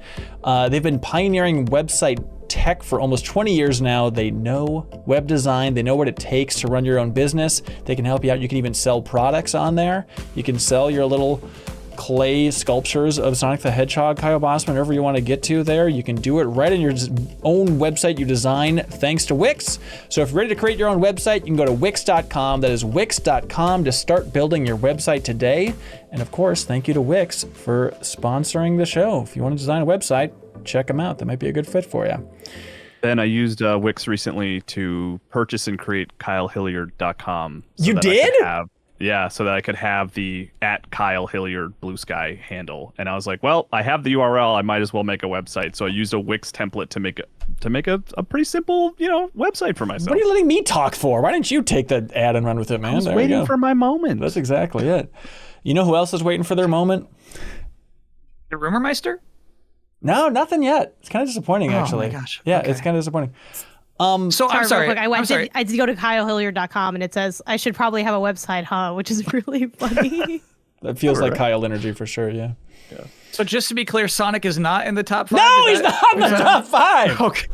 And it makes me angry to even suggest it. What about this? One of truly my favorite 3D platformers. It came out, and I said, this is a fine time. I think it made it to like number 8 on my personal list or something. And then with every year that goes by, I keep coming back to this little gem over and over and over again. A game called Super Mario 3D Land. I was literally, Ben, I was looking at my list, and yes, speak on it. Yes. Speak on it. Another example of just bite-sized, clean, pure platforming with constant variety. I feel like it also is overlooked. It doesn't have the big, expansive world. It's not going for what a Galaxy's going for, what an Odyssey's going for. It's trying to fuse kind of more of those 2D sensibilities with 3D sensibilities. But it is just complete, clean, single-player Mario platforming bliss. And specifically, I'm not some wild 3D nut. I'm not insisting on seeing every movie in 3D, but this is the only game where on the 3DS, I'm like, it feels so important and so great to play in 3D. There's so many levels that are designed for these moments of like, okay, I'm up to the edge of the platform. Now I need to jump off and go all the way down to the bottom, or just fun little gimmicks in the 3D of like, all right, we're going to have a row of Goombas and they're all like cardboard cutouts, but then one of them's real and it's fully 3D and it's coming at you. Like they're just constantly playing with that in a really creative way. It's like, it's an example of a game that I wasn't playing to unpack in a big way in a podcast with a deepest dive or something, but I started taking notes last time I replayed it just to be like, every one of these levels has so many good ideas in it. There's so much fun little stuff in every level here. If you remember, there's that one level that's like a Zelda homage. Remember where it's like top down, you gotta light all that stuff. That was very fun. There's one level where it's like the 8-bit versions of the Mario characters are like the bridges, the horizontal platforms you have to go through. There's also like challenging levels later on where you like need to turn on to 3D just to figure out the layer of the platform that you're jumping on. And so other than like Astro Bot, the VR rescue mission, I feel like this is such a cool idea to have a platformer that relies on a very specific, unique way to play, which is in 3D. I really love this game. And also one of my favorite like Mario themes. That's not just like the original theme. Yeah. You know? Right. Yeah. How's this one go? Oh, heck yeah. Yeah, that's my nice. melody. Yeah. Yeah. Bring it back to I Tanuki, keep all waiting that for that fun to come to stuff. the Nintendo Music app. Yeah, this might actually, it is, as much as it pains me to have to, take shots out back with Crash Bandicoot and Banjo-Kazooie because they didn't make it in, and I guess It Takes Two's there is also there. This might be the actual definitive blending of the 2D and 3D, 2D sensibilities with 3D opportunities. Yep. It is, it's been a long time since I played this, so I unfortunately can't speak like hyper specifically, like in the way that Ben, it sounds like you played, at least dipped into it more recently than me. Yeah, I go back to it a lot. I have said over and over again to people that this is, I think it might be like the best level design, like that's been done in the genre, like individual like levels, like they're so bite-sized things, yeah, creative and dense and fun and interesting in a way that you don't normally get. Like it really does blend. It really is the best of both worlds of like kind of the tightness of what you normally get from 2D, but the bit of give that you get from like a 3D experience, which frankly, I think we all, know that Mario in 3D is not necessarily the most expansive thing in the world. I know they're kind of been playing around with like their Bowser's Fury stuff. Yeah. But you don't need a lot. You just need like a little bit, enough to kind of feel like you need to, look around corners and dig in deeper. And I think, 3D Land, I remember playing it and being like, wow, this was like one of the best games that I've played. And as the years passed, it has stayed in that level. And I love 3D World as well. But yeah, me too. I just feel like everything in that game is bigger to kind of try and make up for, hey, if you have 4 players here, we got to have space for all of them, right? Yeah. And so just to have I have them tighter, both listed next to each other, yeah, just have a tighter, smaller but version of that, I would go 3D Land. I do think 3D World, just as a quick shout out, because I don't think it's going to step to the club because 3D Land is already there. And they're like, well, who's going to be there? 3D Land? No, I'm good. I'm going to stay home. 3D World, I think best multiplayer platformer experience. And that's not even just my anti It Takes Two bias or whatever, but like it is one of the only ones where it can do it. Or even just we saw that was our big critique of the last Mario game that came out, which Wonder. I'm forgetting the name of all of a sudden. Wonder, yes. Like Wonder, I think just struggled so much as you added players to it, and World just figured it out and knew it and did it so well. It was like, it's such a great multiplayer experience for platforming, and you can still like, fully enjoy like the level design and everything in it. But yeah, so shout out to World on that front. Hey, I'll write it down. I'll write it down outside the club. Up, I mean, yeah. Astro Bot's got to go. Wait, whoa. Just be clear. Yep. I mean, you're saying that 3D Land should be in there and Astro Bot should not? Precisely what I'm saying, yeah. Oh my God, that's tough. Why are you doing this to me, man? I don't think there's anything that, as much as I adore Land, I don't think it unseats anything of these 5 personally. I think it kicks Jak and Daxter's butt. I think it kicks Mario 64's butt. All right. Unfortunately, why do you hate what I love? Why do you hate me? What did I do to you? Jak and Daxter made you nauseated, Ben, right? It did make him nauseated. It made him sick, yeah. That is true. Yeah. I promised I wasn't going to be the first guy this time, but it's time. I'm using my shuriken on Astro Bot. It's dead. Oh! What? No. It's gone. It's dead. Oh Not my part of the top 5. God. Astro Bot's gone. I thought for sure it was going to Mario 64. Astro Bot. I was wondering that. Yeah, I thought Mario 64 would be in there. Yeah, Astro Bot's dead. Jesus. Hang on, what is this in my back pocket? Oh my Schling! gosh. Mario 64, dead. Shuriken. Oh my God. Get the hell out of here, Mario 64. You know what? I'm just glad it was a joke. Get 2 back-to-back shurikens. Why not? You open up the door, buddy. Knock, knock. Open up the door. I haven't tossed anything out because I'm like, I gotta be honest, I'm holding on to Jak and Daxter for dear life in this conversation. I'm with you, Janet. I'll fight for Jak and Daxter. You know what? I was like, we could all everyone just, stop pointing that thing at my dad, Anyway. Oh boy. So we got 2 open slots. Yeah, we got Janet. So Super Mario Land just walks. I let it in. I vote for Land, especially considering there's no Mario 64 on the list now. Come on in. So It Takes Two is going right up? Dun, dun, dun, dun, dun. What? No, what? He's going back? Just got a vacancy. You would need the voting process again. Are you carrying it back up? Okay, 3D Land. 3D Land's going back up. 3D Land's up. 3D Land's up. Wow. Has anyone played A Hat in Time? A little bit. Speak to it, Kyle. I really like A Hat in Time a lot. It's another one that really shocked me, and like the moment I got my hands on it, I was like, "Oh my God, this feels incredible!" because it is a game that lets you jump very far. If that that's something that like really works for me. Jak and Daxter and the long jump in Mario, and Hat in Time just lets you like throw yourself across these like giant levels, and it's like weird as hell too. It's like a very strange game. There's like a really intense scary level, and like there's like a murder mystery train level, and there's like a level that takes place like over the course of a parade that's like moving around this one giant block. It's a really cool game. A Hat in Time. I mean, there's room in the club now. I don't know if anyone wants to let A Hat in Time. Let's not look. I think no. A Hat in Time. No, but I do want to give it another try because the first time I played it, I didn't like it very much, like at all. Then I played it again, and I feel like I was a little warmer to it. But ultimately, I still had one of the same critiques, which is I didn't like the combat against the enemies. And maybe that feels better, like a little bit later. Remember it? Yeah. Yeah, I think it blocked it out. It's in that camp of better than you think it'd be, but we're not. Top 5? Come on. What are we doing? What are we doing here? Just shouting it out. All right, it's not coming in. It's hanging out with Banjo. Okay. Yeah, it's definitely Banjo tier, but I mean, Banjo's. I might bring Banjo back. It's never too late. We need some non-Marios in here. Yeah, I know like Mario's like some of the best. Do we but really? Like, I mean, is there? If you're talking about the best 3D platformers ever made, you don't think that list is going to be mostly? It's going to be a lot of Mario. I've got. But like I don't think our list needs to be Mario because we have these shurikens in our pocket. Oh, interesting. Now, I might volley out another non-Mario as a contender. Okay. Sure. Spyro the Dragon 1. Not Ripto's Rage. I wouldn't pump it up. Don't do 1. You can get some votes if you don't do 1. I'll go Ripto's Rage. Yeah, I'm still not gonna let it in, but now it's much stronger. It's the best of the 3. It is. I think I personally love it less. I have a lot more love for the first one, but it's one of those situations, I guess, like Crash Bandicoot, where it's like, okay, Ripto's Rage. I could see obviously it being the best. You know, there might be the people that was like, how much of a platformer is it really? But I think it would totally count in this category. Absolutely would. Yeah. So we love Spyro the Dragon. Why don't we celebrate Spyro the Dragon? 3 of us love Spyro?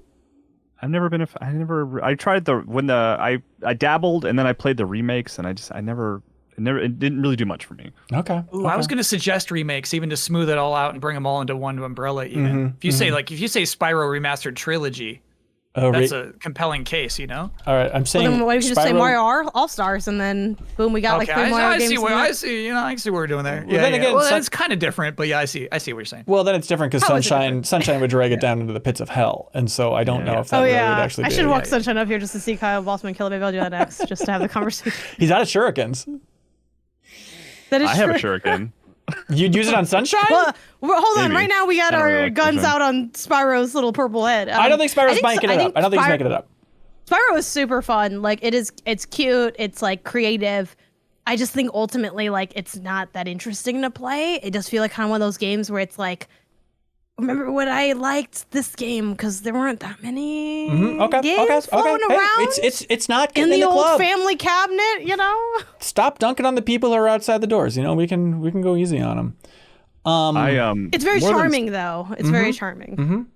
I don't know where I am in this, but if there's like the big 3 PlayStation 2 platformers that I would put Jak and Daxter on top, right? And then a close second, I would put Sly Cooper, and I would put Ratchet and Clank much further back. Like I really love the Sly Cooper games, and don't love Ratchet and Clank. The Glove of Doom? No love for the Glove of Doom? I love Ratchet and Clank. I didn't actually play much of Sly Cooper, but I started it and I did enjoy what I played of it. Yeah, Sly Cooper just has like, it's just charming as hell, and it's like I actually really like the characters and story.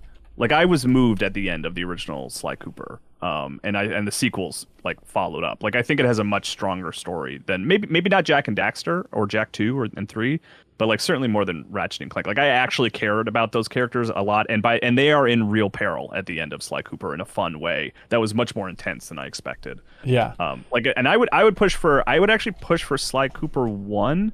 I think because it's the most straightforward and it's the most focused on just like it's fun to move around and jump.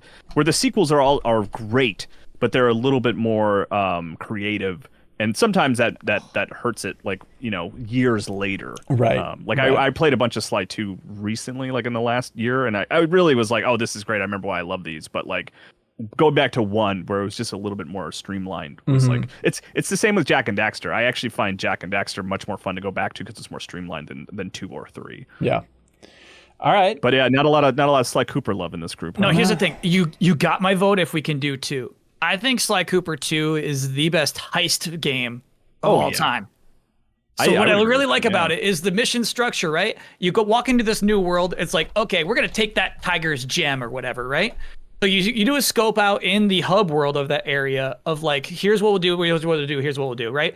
So then each mission, each level of that world, right, is one aspect of preparing for the heist. So like every level of that game has an incredible payoff in the boss fight of that world, where it's like everything we've been doing leads up to this moment of this heist, whatever, right? And then you move on to the next world, you heist somebody else. It's why the narrative is so compelling, because you do have, like, you're all working towards something specific. It doesn't feel like, oh, if you collect these 5 gems, we can do the next part of the story. It's like, you need to get here to unlock this window. And once you unlock the window, we can do the next mission because that's part of the larger plan. Then we can sneak into the window and we can set the bombs here. And you had a mission where you had to make the bombs and stuff like that. Yeah, I love Sly 2. That's a fantastic game. Sly 2 is great. So top 5 heist games of all time, Sly 2 on the list. That sounds great. That's a different episode of the podcast, fellas. It's a great platformer, though. I wish I had played it so that I could maybe let it in. I just because I hadn't played them, I don't really think like I technically can, but I like what I'm There's hearing. a wide open spot. Let it in. It's a wide open spot. It Takes 2 is I am that slot. Well, hold on. I got Kyle and maybe Janet. That's 2, right? Maybe? I think I'm going to let it in, yeah. Whoa. For which one are we talking about? Which one are we talking about? For now, at least. You can have It Takes 2 get rejected by me. That game I did play and I don't want it in. We don't even know which one we're talking about. With Sly Cooper? 1 or 2? 2.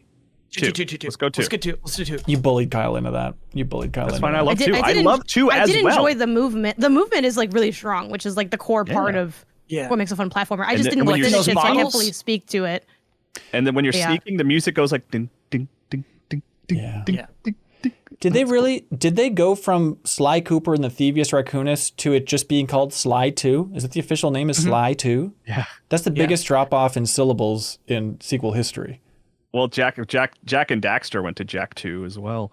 Yeah. Not as much as this. But Thievius Raccoonus is so many syllables. It's up in it. That's a good point. God, I wish I had that shuriken sitting in my pocket right now.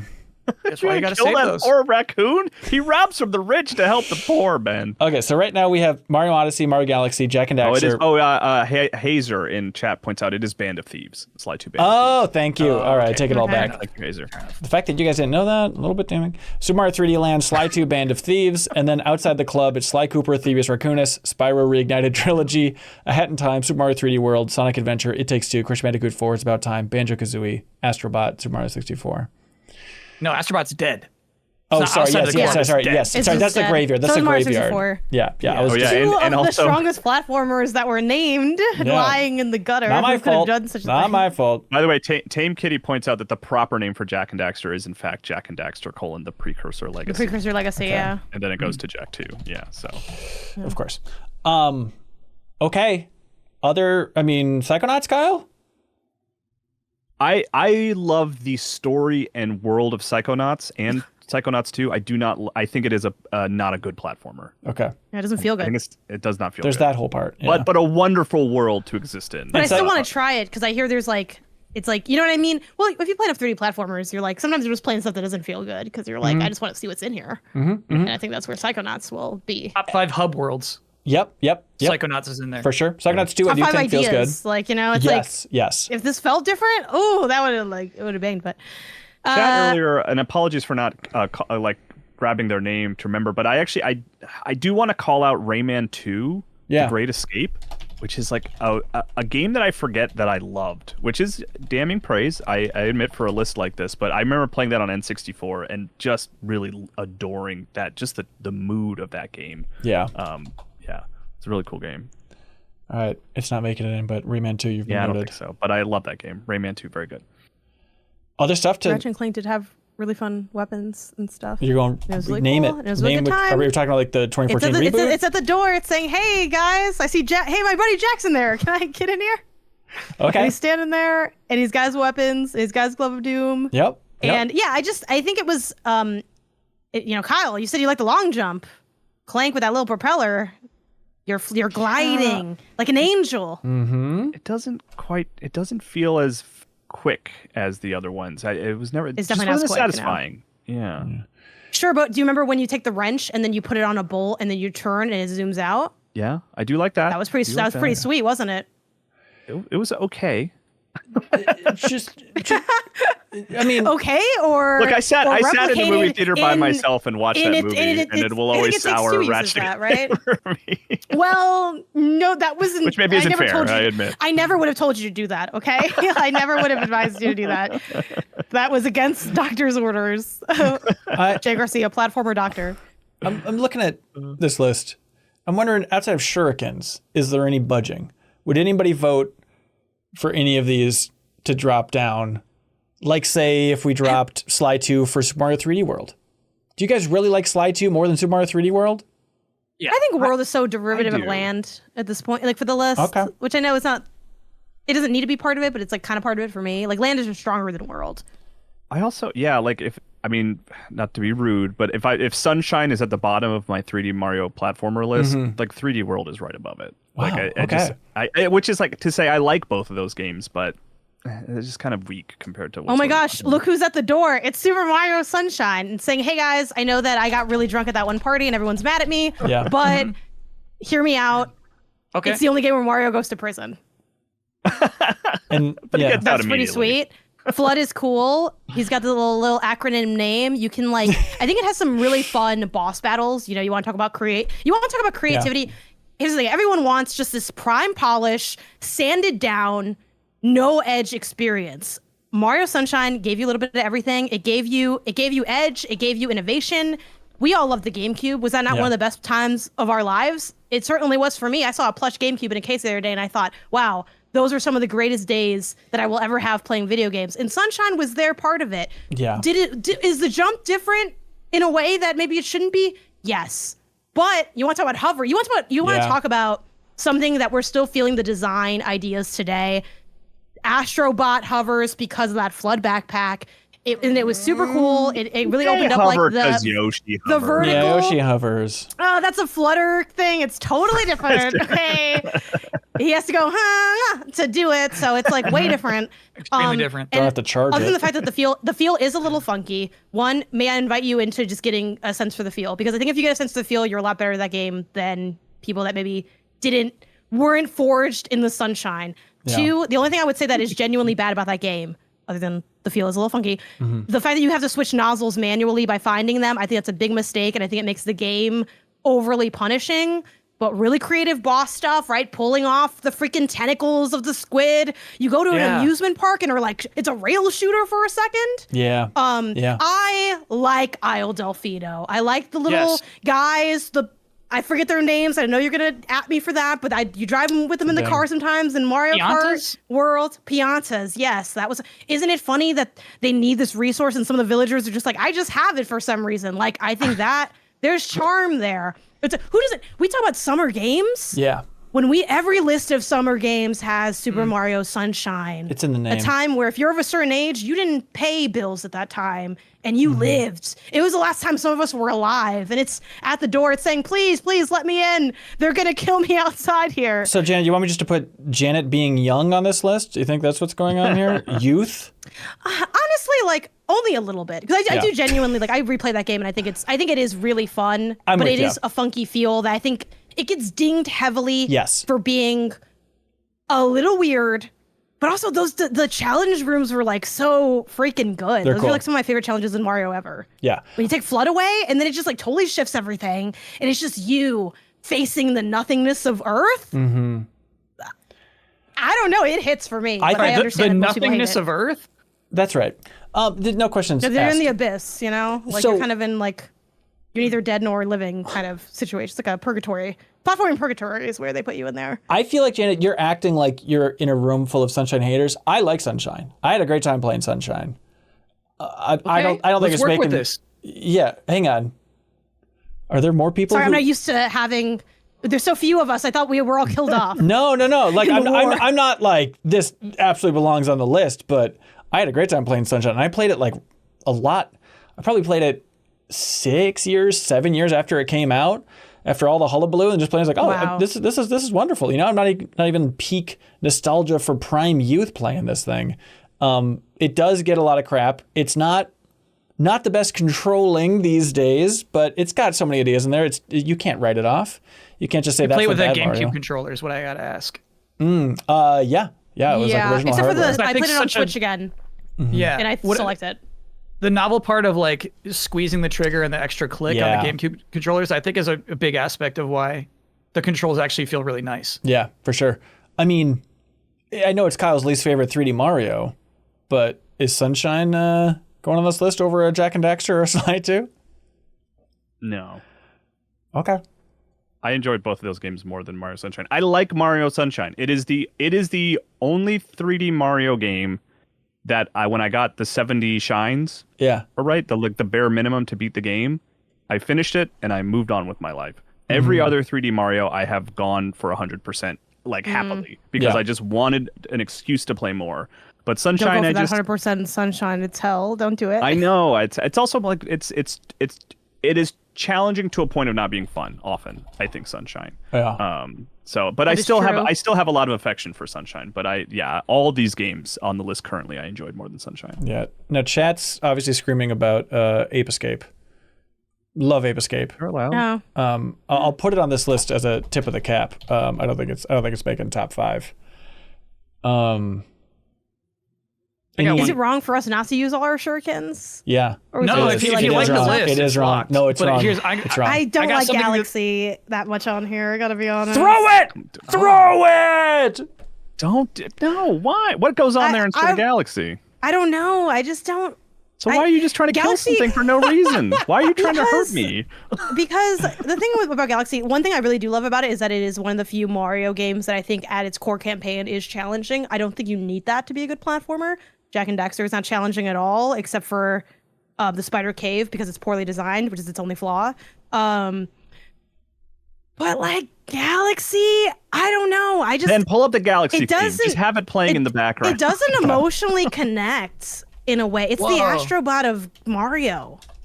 Where That's it just wild. feels Because like you skipped the you made opening something cutscene where cool. Rosalina is telling you how important it all is. No, that was Ben. I watched all of that. I have the VOD to prove it as we raise money for the LA Library. Yeah, but like it feels like, I don't know. And it's weird because I know you're like, there's 2 of them, so obviously people love them, but it just, I don't know. I don't feel anything in there. I do enjoy the design of it, and it is well designed. It's a huge part of like what makes a game good, right? But I'm just not. And again, I don't like those water areas. Every time I was in the water, it felt bad. I don't know. The water is also the weakest part of Odyssey. It's not nearly as bad as like what's going on in Galaxy. It's like not unplayable, but it's like in general, water is tough. I think we all know water is a difficult thing for the 3D platformer. Galaxy You're right. did For it. any of these top 5, yeah. Except for Astro Yeah, that's why Bot. the best ones just leave the water. Just don't go in to start with. Yeah, I mean, this is Galaxy to this day, even after playing Odyssey, is still my favorite Mario 3D, my favorite 3D platform by a long shot. Like that the joy of spinning to launch Mario into the universe, and then being able to fly into orbit, which I know I've talked about these points before, but it just feels so stirring. It just feels like you're flying in a way that no other Mario game or 3D platformer has ever achieved. Dan, I'm uncomfortable with how much Ben wants you to use your shuriken. He's definitely scheming on getting something worse into the top 5 if you get rid of Galaxy. Is the problem. Who's It only takes 2 seconds to think of what game I want up there instead, but I hear you. The thing is, though, I'm very vulnerable because I have this Jak and Daxter that I'm holding on to, which I do think can stand on its own, but what if I just held its hand just to be safe? And I worry that if I shuriken something, he might end up dead. I mean, I've got your Jak Sometimes and you Daxter kill- back. Why don't you have my Galaxy back? Here's a question. Is this list Super Mario Odyssey, Super Mario Galaxy, Jak and Daxter, Super Mario 3D Land, Sly 2, Band of Thieves? Nope. Here's why. Yeah. I get the impression we all like perfection. I brought a sloppy game, and I understand we're not looking for sloppiness. You're looking for refinement. You want the best of the best. Correct. I can't believe we haven't brought it up until this point. Oh, no. A game from a franchise that isn't represented on this list. I'm talking, of course, about Sonic Unleashed. Now, a lot of people know Sonic Unleashed as the Werehog game, and that colors their impression of it the wrong way. it's the best 3D Sonic game. You know, I brought Adventure in here. I brought Adventure 2, maybe, you know, just testing the waters, but now it's time to bring out the big guns of the raw thrill of being a fast blue hedgehog. Yeah. Over Sonic Frontiers. They're not allowed in, even if they turn into a werehog. If we're bringing stuff that we know people are going to hate, standing behind that is Sackboy's Big Adventure, a game that genuinely I think is really good. Yep. And I think if that game had Mario in it, people would have been talking about it for the end of the year list for like best game that came out that year. I think it's a really, really highly competent multiplayer platformer with some really cool challenges in it. It's well designed. I think people are just like burned on like, oh my god, I miss Media Molecule. I loved Little Big Planet. I didn't like 3 as much. And Sackboy is suffering for sins. Yep. Sackboy's Big Adventure is suffering for sins he never committed. That is a really strong platformer. And it gets much better. On the door, but he's there. Yep. He doesn't love that comparison, but he stands in solidarity outside the club. It gets better as it goes on too. Don't write it off in the beginning. Because it's pretty simple. Yeah, everyone just glazes that Bruno Mars level, but that's like not even. And also, if you want good music levels, you go to 2D Rayman for that. You don't go to Sackboy's Big Adventure. But it's genuinely a really good game. Yeah. And I think people just say, oh, it's cute because it has that one level, but like that's not even the best level in the game. Like it's a really good game. Even if it's not on this list, maybe more people will play it and check it out. I feel like unless some shurikens are flying, this is the list, folks. And Kyle, we glossed past it, but Kyle, we respect your Sonic Unleashed freak take. It's welcome here on this podcast. We love it. I don't want to hear it again. Somehow it's equated to that 7.0 Sackboy game. They're exactly the same. Well, if there's going to be a Metacritic sheeple, Kyle B, then yeah, it's a 7.0. But if I was reviewing it, it'd probably be like a high 7, low 8. So okay, something Sonic could only dream of. It'd be slightly higher. So don't be so quick to dismiss. People are very quick to dismiss Sackboy's Big Adventure. It doesn't help that it's called Sackboy's Big Adventure or Sackboy A Big Adventure, a name that I can't really even remember now as I'm talking about how good it is. But genuinely, it's a really good game. And I think people just said, what is this? Who made it? I don't care. Did anyone care? Oh, not really. That's not true. We were out There's people that care. You know one of them. That's the right. person speaking to you now. Sackboy isn't a star. Sony like needed a character, so they put him up front for way too long, but he's never been a star. He had a kart racer. He put cosmetics on the map. He is why Astro Bot is full of Mario Odyssey. Mario Odyssey's putting on costumes all the time. Yeah. Yeah, but I guess Sackboy did that. Well, yeah, because Sackboy, like Little Big Planet came out for. Like Sackboy as a concept existed before Mario Odyssey. I bet Sackboy merch is selling okay. I think he's enough of a star. People like his texture. People back in the PS3 days, like he'll do. He's not a star. He'll absolutely do. He's not a star. I mean, he's not like frickin' Beyonce. If that's what you're insinuating. But I think that is what I'm insinuating. I think he's a decent star. I'm telling you, Sonic the Hedgehog is Beyonce. Yeah. And it's crazy Sonic is not on this list. I completely agree. If you liked it, you should have put a ring on it. Hell. Sonic's not Beyonce. All right. Is this list Mario Odyssey, Mario Galaxy, Jak and Daxter, Super Mario 3D Land, Slide 2, Band of Thieves? Yeah. Sure. Yeah. Congratulations to the top 5 3D platformers of all time. We only murdered Mario 64 and Astro Bot in the process. It's just and right, and I love the idea of people taking it out of context and not including the shurikens. And if people just share this on Reddit and say MinnMax are idiots, we welcome that. We encourage it. Yeah. Bring them I think even outside of context, this is not a bad list at all. This will do. True. This will absolutely do. Yeah. I agree.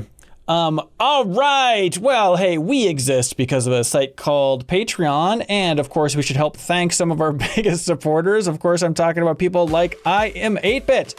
They want everybody to know about the I Am 8-Bit Mystery Bundle. You can get a bunch, I'd argue 4 unique I Am 8-Bit exclusive editions, physical games for PS4, PS5, Switch, or the vinyl bundle, the mystery vinyl bundle. They have 5 vinyls they'll send out to your house, up to $205 in value. You can check it out in I Am 8-Bit's wonderful online store. People in the Discord are popping off about the weird, delightful games that they're receiving, the delightful vinyls they're receiving in these bundles. If you want to check that out, you can go to I Am 8-Bit's wonderful online store. You can use the promo code World UFO Day. World UFO Day for 10% off of everything under $100 in their wonderful online store. And help support iMateBet because they support the MinnMax community in a huge way by shipping out a prize each and every week to whoever submits the best question over there on Patreon. If you support us at any tier on Patreon whatsoever, you're supporting independent games media and you're submitting a question every week if you so deem it. And we choose our number one favorite question. And this week, that person wins the League of Legends World's Anthems Volume 1. Thanks to iMateBet. All right, you ready for this? Ready to do some justice? Do it. It is time for the Rumor Meister. I haven't gotten an email. I get like a little notification. What do you mean? Time for what are you talking about then? Well, giving justice to like, who has the best questions submitted. But yeah, I'm checking my email. Yeah, it's nothing. It's press releases, pre-briefing for a game coming out. It's nothing. There's no Rumor Meister, nothing. So I guess we gotta go to community questions. Boondock Bandit. They write in. They say this was most probably a question before, but hey, is Sucker Punch on Naughty Dog's level? The transition from cartoony platformer to mature gameplay storytelling is the same. The direction of Yote feels so strong and confident from everything they've shown. Is Naughty Dog still on another tier, or is Sucker Punch to that point of Naughty Dog level? I do think Sucker Punch is underrated. I mean, they're a very successful developer who has made a number of really great games, but like I will take I will take a Jak and Daxter over a Sly. I will take an Infamous over an Uncharted, truly. I'll take a Rocket Robot on Wheels over a Banjo-Kazooie. I actually haven't played Rocket. Why are you bringing Banjo into this? Sorry. Go on, Kyle. You're making a good point. Hasn't he been through enough? Please. But as much as I really like Last of Us's narrative, right, and the story and the performances, I like. For example, I had more fun with Ghost of Tsushima and was like, did not want to stop playing that game, even if the narrative of The Last of Us was, really pulled me in a big way. Yeah. So I really like Sucker Punch a lot. I'm a big fan of the developer. Yeah, they have always just kind of felt like the Sony B+ student, but now maybe it's just when games are taking so long to develop that like, hey, if a big studio has its time to shine, they're releasing a big game, it's like, hey, give them their flowers. It's not going to get more top tier in game design and development than what Sucker Punch is pushing out at this point. Because I feel for so long it was like Naughty Dog Insomniac, going back to the days even before the Sony ownership for both, right? And now we're at a point where it's like, yeah, Sucker Punch has always been there, and now is the time, I think, probably to be like, no, Sucker Punch, Naughty Dog, Insomniac, let's level that playing field. They're all the top tier. They're all the big dogs now. I put Naughty Dog higher. I put them with Sony Santa Monica. I put them both on the same tier, and it's a higher tier than the studios that Insomniac or Sucker Punch.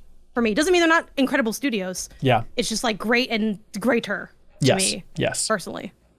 Yeah. I feel like because that's the thing is like it's so crazy to have any studio who doesn't miss, right? So it's crazy to say that they're not S tier. But like maybe they are just ranked below them in the S tier. Maybe they're just different spires of the same castle. But yeah, I would say they're on. I feel bad saying this, just slightly different. But I think part of that too is like the studios within Sony that will not be denied seemingly from the outside with their wildest budget dreams. I feel like if Sucker Punch is like, hey, can we get another $100 million for this game? Sony would be like, come on, who are we kidding? Or if there's Naughty Dog or Santa Monica, I'd be like, right this way. Let me pull it up to your house in a carriage pulled by a golden horse. You know what I mean? Like I think it is a little bit of that budget and sway. They're not, and maybe they don't want to have a bigger budget experience, but like Ghost of Yote, it looks gorgeous. What more do you want? And if Naughty Dog made Ghost of Yote, it would take 15 years to develop and probably cost $200 million more, right? Right. Like what we learned from like the Insomniac stuff, it's like, more money, more problems. Don't let the budget balloon too much. Yeah. What do you want for the next Spider-Man, by the way, Bossman? Ooh, what a fun question. Thank you. That's just off the top of my head. I would like. Okay, honestly, I think about this a lot. Yeah. interest, like kind of tied into like the Sly 2 stuff. I want like comic book arcs with the villains where like they beat you the first time, and then because you're Spider-Man, you try to figure out a creative way to beat them. You come back with this very particular way to defeat them. Not because I have new gadgets that like allow me to punch harder, but like, oh yeah, I could figure out, you know, how to make Scorpion stick his tail into like a tub of goo that I had behind me. And it's you coming up with that? It's not Peter Parker coming up with that? Oh, that'd be cool. I mean, if the player is just like, there's like, you find a tub of goo in some goo store, that'd be cool too. Okay, yeah. All right. Goo, that's the secret, everybody. There wasn't enough goo in the last Spider-Man. The secret of the goo. That's exactly it. TMNT movie, right? Pelican Man writes in, and they say, in the wake of the recent Ghost of Yotei presentation, we've seen another round of this sequel is more the original discourse. I've never really understood this. What sequels are people thinking of that have represented radical departures from the original? Wouldn't attempting that be a bad idea, given already ballooning development budgets and timelines? Yes, it is interesting to hear that with Ghost of Yotei, where it's like, it's a completely different, well, location, time, technically, and protagonist. Years later. Right. Yeah. I mean, I know you can look at it and squint and be like, this is just exactly the same, but it's like they are within the box of the Ghost franchise. This is a pretty big swing. The fact that they're not following up with more with Jin is like unexpected. Right. And jumping ahead hundreds of years is also unexpected. Yeah, I would agree with that. I think there's like two parts to this question. One, I don't think it's necessarily that there's a lot of examples of like sequels that deviate. I think this is a comment that comes up almost every time there is a sequel, because there are a lot of times where it feels the same. But I think, to me, what is at the core of that comment is what is the, at least for me when I make the comments, that's my bias. Like if I were to make a comment like that, I would be really saying, what is the thing that makes it mechanically or narratively distinctive of an experience? And if there's not a clear answer to that question, I do think setting can play into it, as y'all mentioned, or even like character, but a way that like it feels differentiated. Again, I love Horizon, but frankly, I'm guessing that a lot of people gave it looks kind of like more of the same, and it like kind of does, and it kind of is, and that's just sort of where that franchise is at. Doesn't mean it's not going to be a good game, but I think it does limit what can be done with it. And I think what I'm always looking for in any sequel or in any continuation of a franchise is like kind of what's your flag in the sand? That it's like, what's this one really about? And that was like my big critique of the new Resident Evil from what we've seen of it. Again, I think it's going to be a great game because it's the Resident Evil team and they've been killing it lately. But when I walked away from Requiem, I didn't feel like I had an answer to what makes this game special in relation to what's come before. Because more of the same, not bad at all. It's going to be enjoyable, but I do think it's inherently a little less exciting, and it's less of a like talking point to be dissecting or excited for. I think it's a really good point. I think of like a God of War to God of War Ragnarok. While obviously God of War Ragnarok is like a sequential sequel where it's like, oh yeah, that's a lot of the same stuff. You know this sequel is going to be, you know what it's about. You know what I mean? You're like, oh, that's going to be a big one. This is going to be everything. This is what everything is leading to. And so like, yeah, the planting the flag is a really fun analogy of just like the key selling point. Yeah. Of what is, you know, finish the fight. You know what I mean? Like what is the key selling point of the sequel? And maybe Yotei is missing such a thing. Yeah, that's interesting. What I would say is it's the revenge story where you got a list of people you got to kill. You're doing Kill Bill and you choose which order you want to kill these guys in, right? Yeah. That is what makes it different. But, you know, they got to make that the really appealing thing about the game. That's just Mega Man. Muskets. Yeah. Jason Wojnar writes in and says, Kyle Bossman, do you still have any genuine hope in your heart that one day we will receive a new proper Mega Man Legends? Yes. Not Mega Man Legends 3, but similar to Mega Man X, maybe just like a deep future rethinking, but I feel like an adventure style Mega Man game where it's about like picking up side quests from NPCs in a nice looking mall. You know what I mean? Kicking some cans into a recycling bin. Yeah, that'll come back. It's going to happen. Is it Legends is in the name somewhere? It's Legends X, Legends : New Adventures, something like that? I would love it Legends X. I think that'd be the coolest title. Mega Man Legends X. Yeah. Do you think that cadence of your voice, by the way, you got from Don, from Easy Allies? Or do you feel like that's just how human beings talk sometimes? Maybe it's like a Northeastern thing. Is it? I don't know. Okay. I like it, to be clear. Is the question I wasn't even conscious of it. Sorry to make you conscious of everything you say. But I've listened to you a lot in my life. So it's a question of like how much is it tied to Inafune specifically. It really felt like that was his baby, and with him being gone now, it's a little bit like Konami making a new Metal Gear, is it not? No.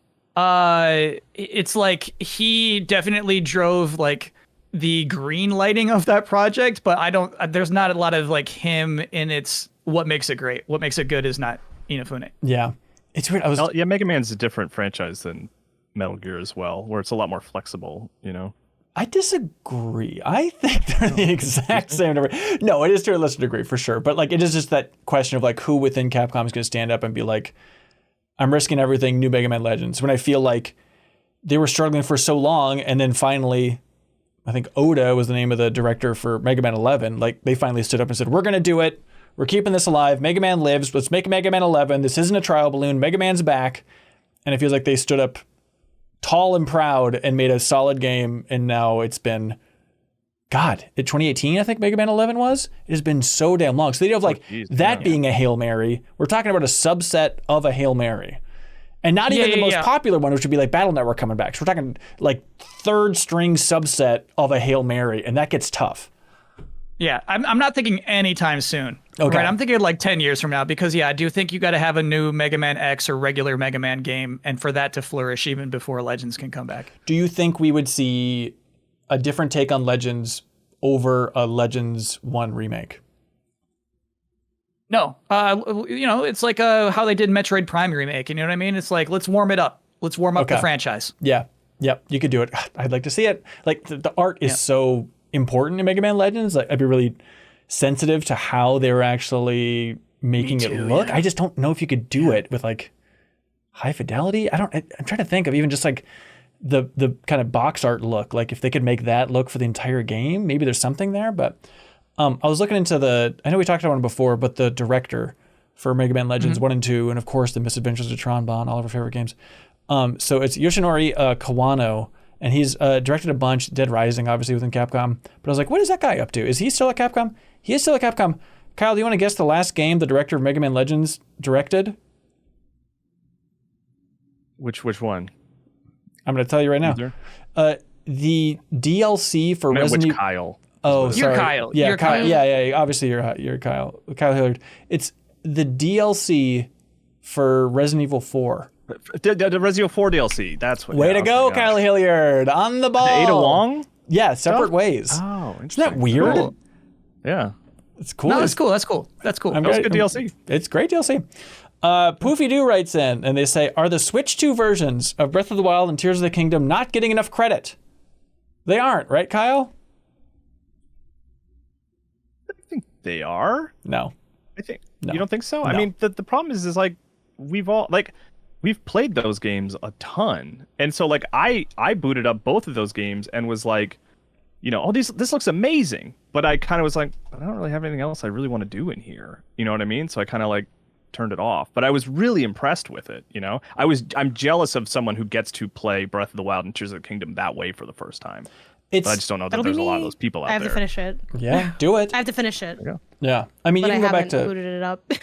It's impressive to go back. Even like Mario Odyssey, I was like, okay, I've seen like the comparisons there for like the textures and stuff. Like, okay, there's more going on here for Mario Odyssey. And it's amazing to think of like a company that is trickling out the soundtracks for the music app for like Balloon Kid on the Game Boy soundtrack available now.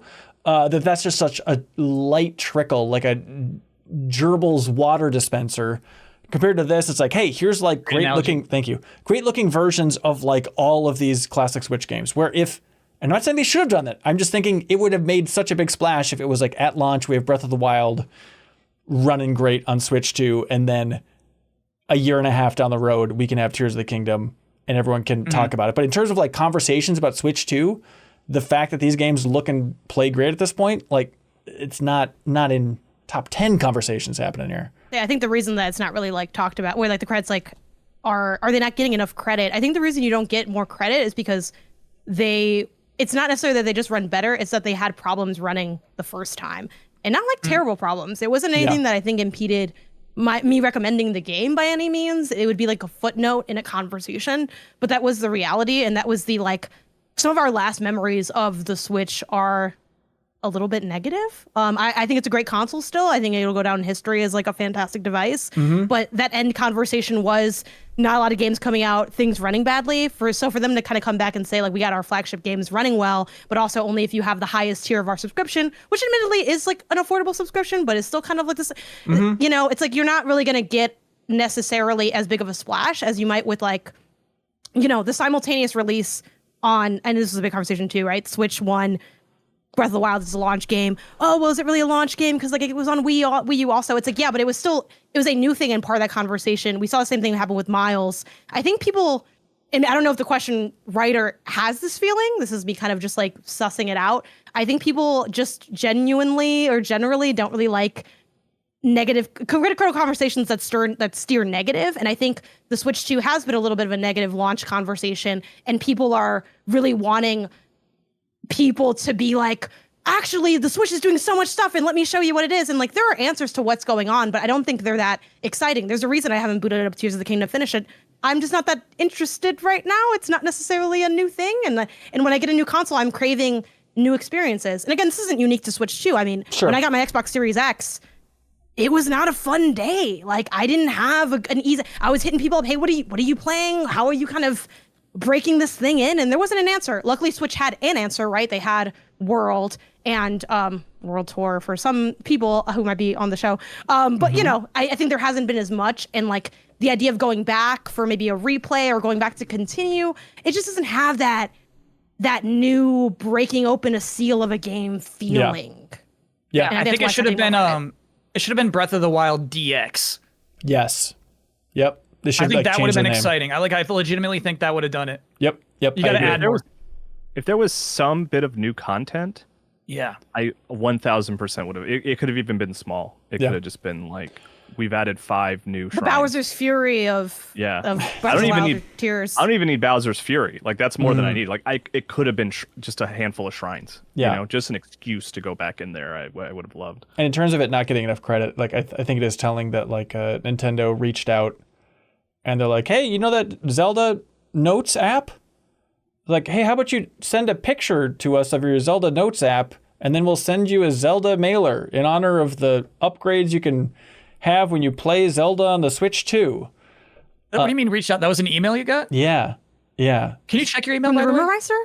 I'm checking it. I'm seeing the one about the Zelda Notes app from Nintendo. Nothing about. Also, chat said Switch 2 shirt, which is very funny. That's a funny. really Oh, that would have been huge. That would have been huge. Yeah. Nothing from Rumor Meister yet. God, we're getting down to it. I'm kind of getting scared. But no, so clearly Nintendo is like, we need people to talk about this more, and that was their push on the press side at least, which is interesting to see behind the scenes there. Not the right strategy. Juniper Cane. I mean, what do they do? If people aren't talking about it, Kyle, you're Nintendo. What do you do?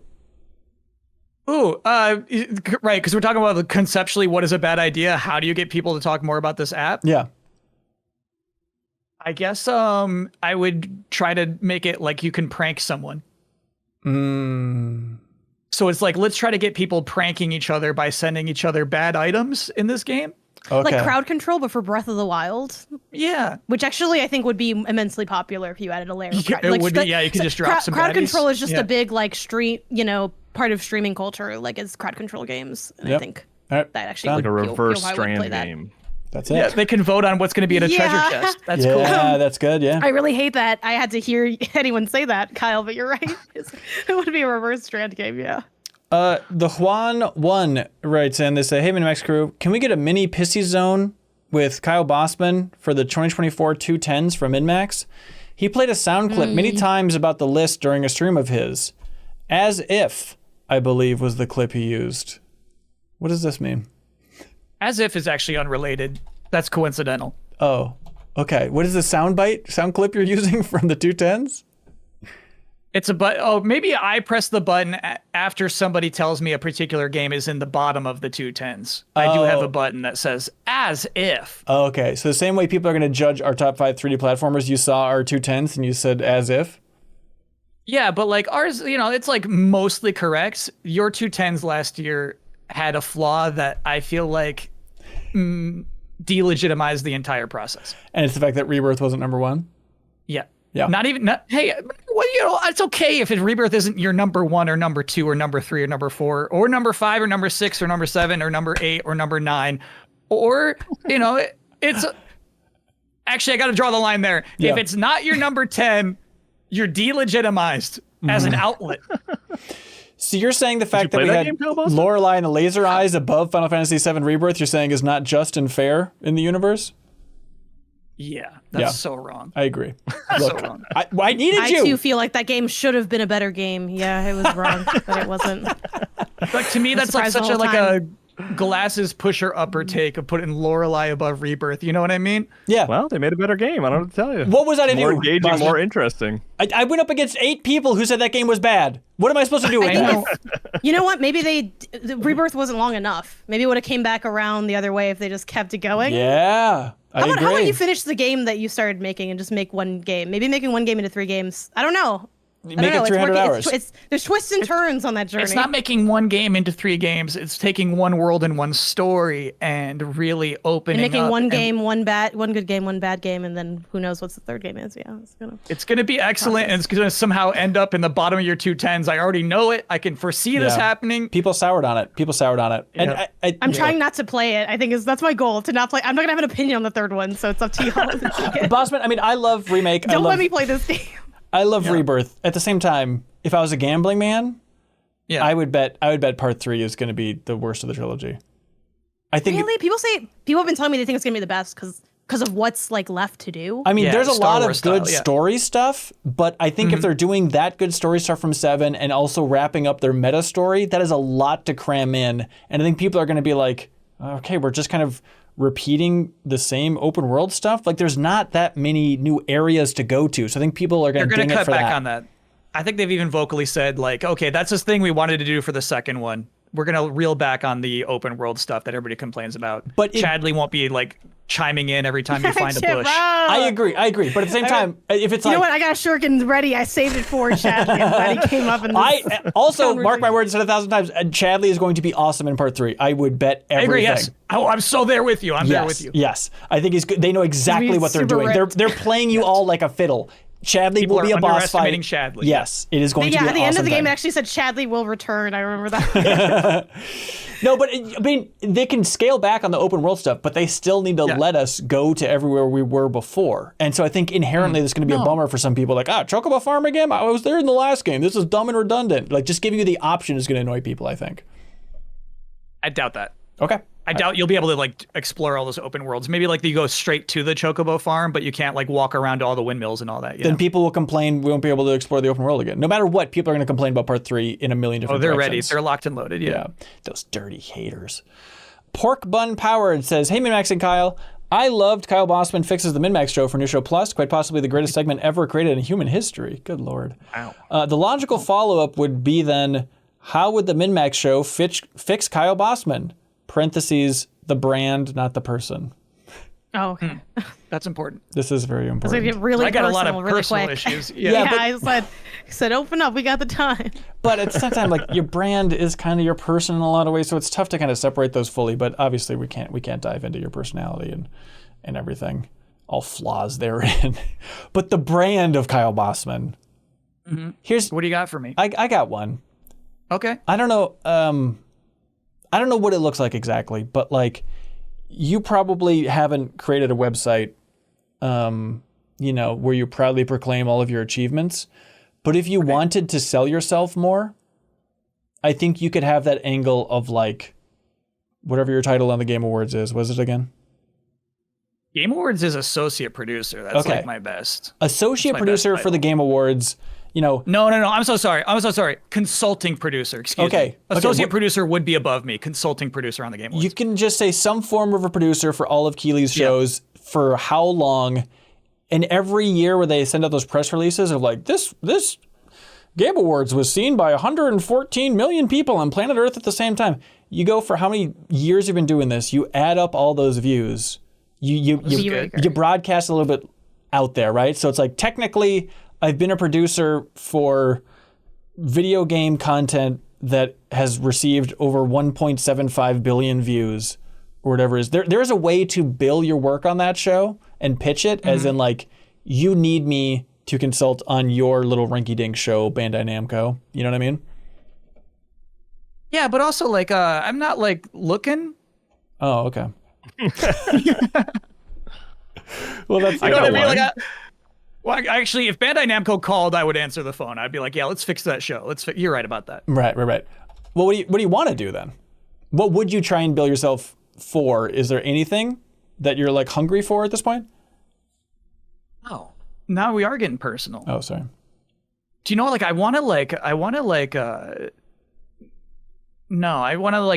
make creative stuff.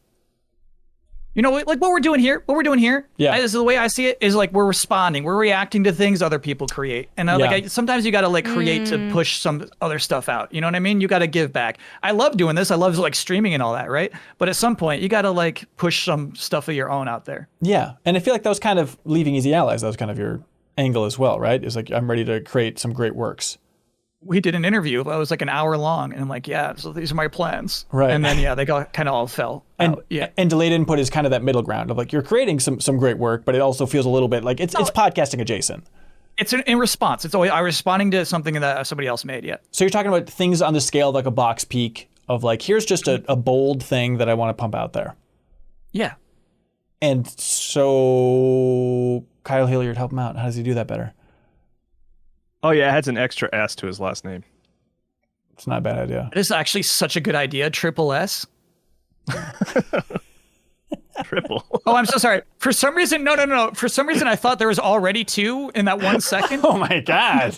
I know. For a moment, I was like, "Well, wait. I thought it was just one S. I thought it is just one S. Here. It is just one S. Okay. Let's go with double S for a couple of years at least. Okay. This brand needs work. Yeah, you got to earn that triple S. You got to replay that level a couple times. You got to get your time down. So is it something where like within the next couple of years you could see yourself be like, I'm taking a break from Twitch streaming, and I'm gonna sit in a coffee shop and write a great American novel, that type of thing? Yeah. Yeah. That would be healthy for me. I don't like. Here's the thing. I was talking about a lot of like family reunion. Maybe we can all relate to this.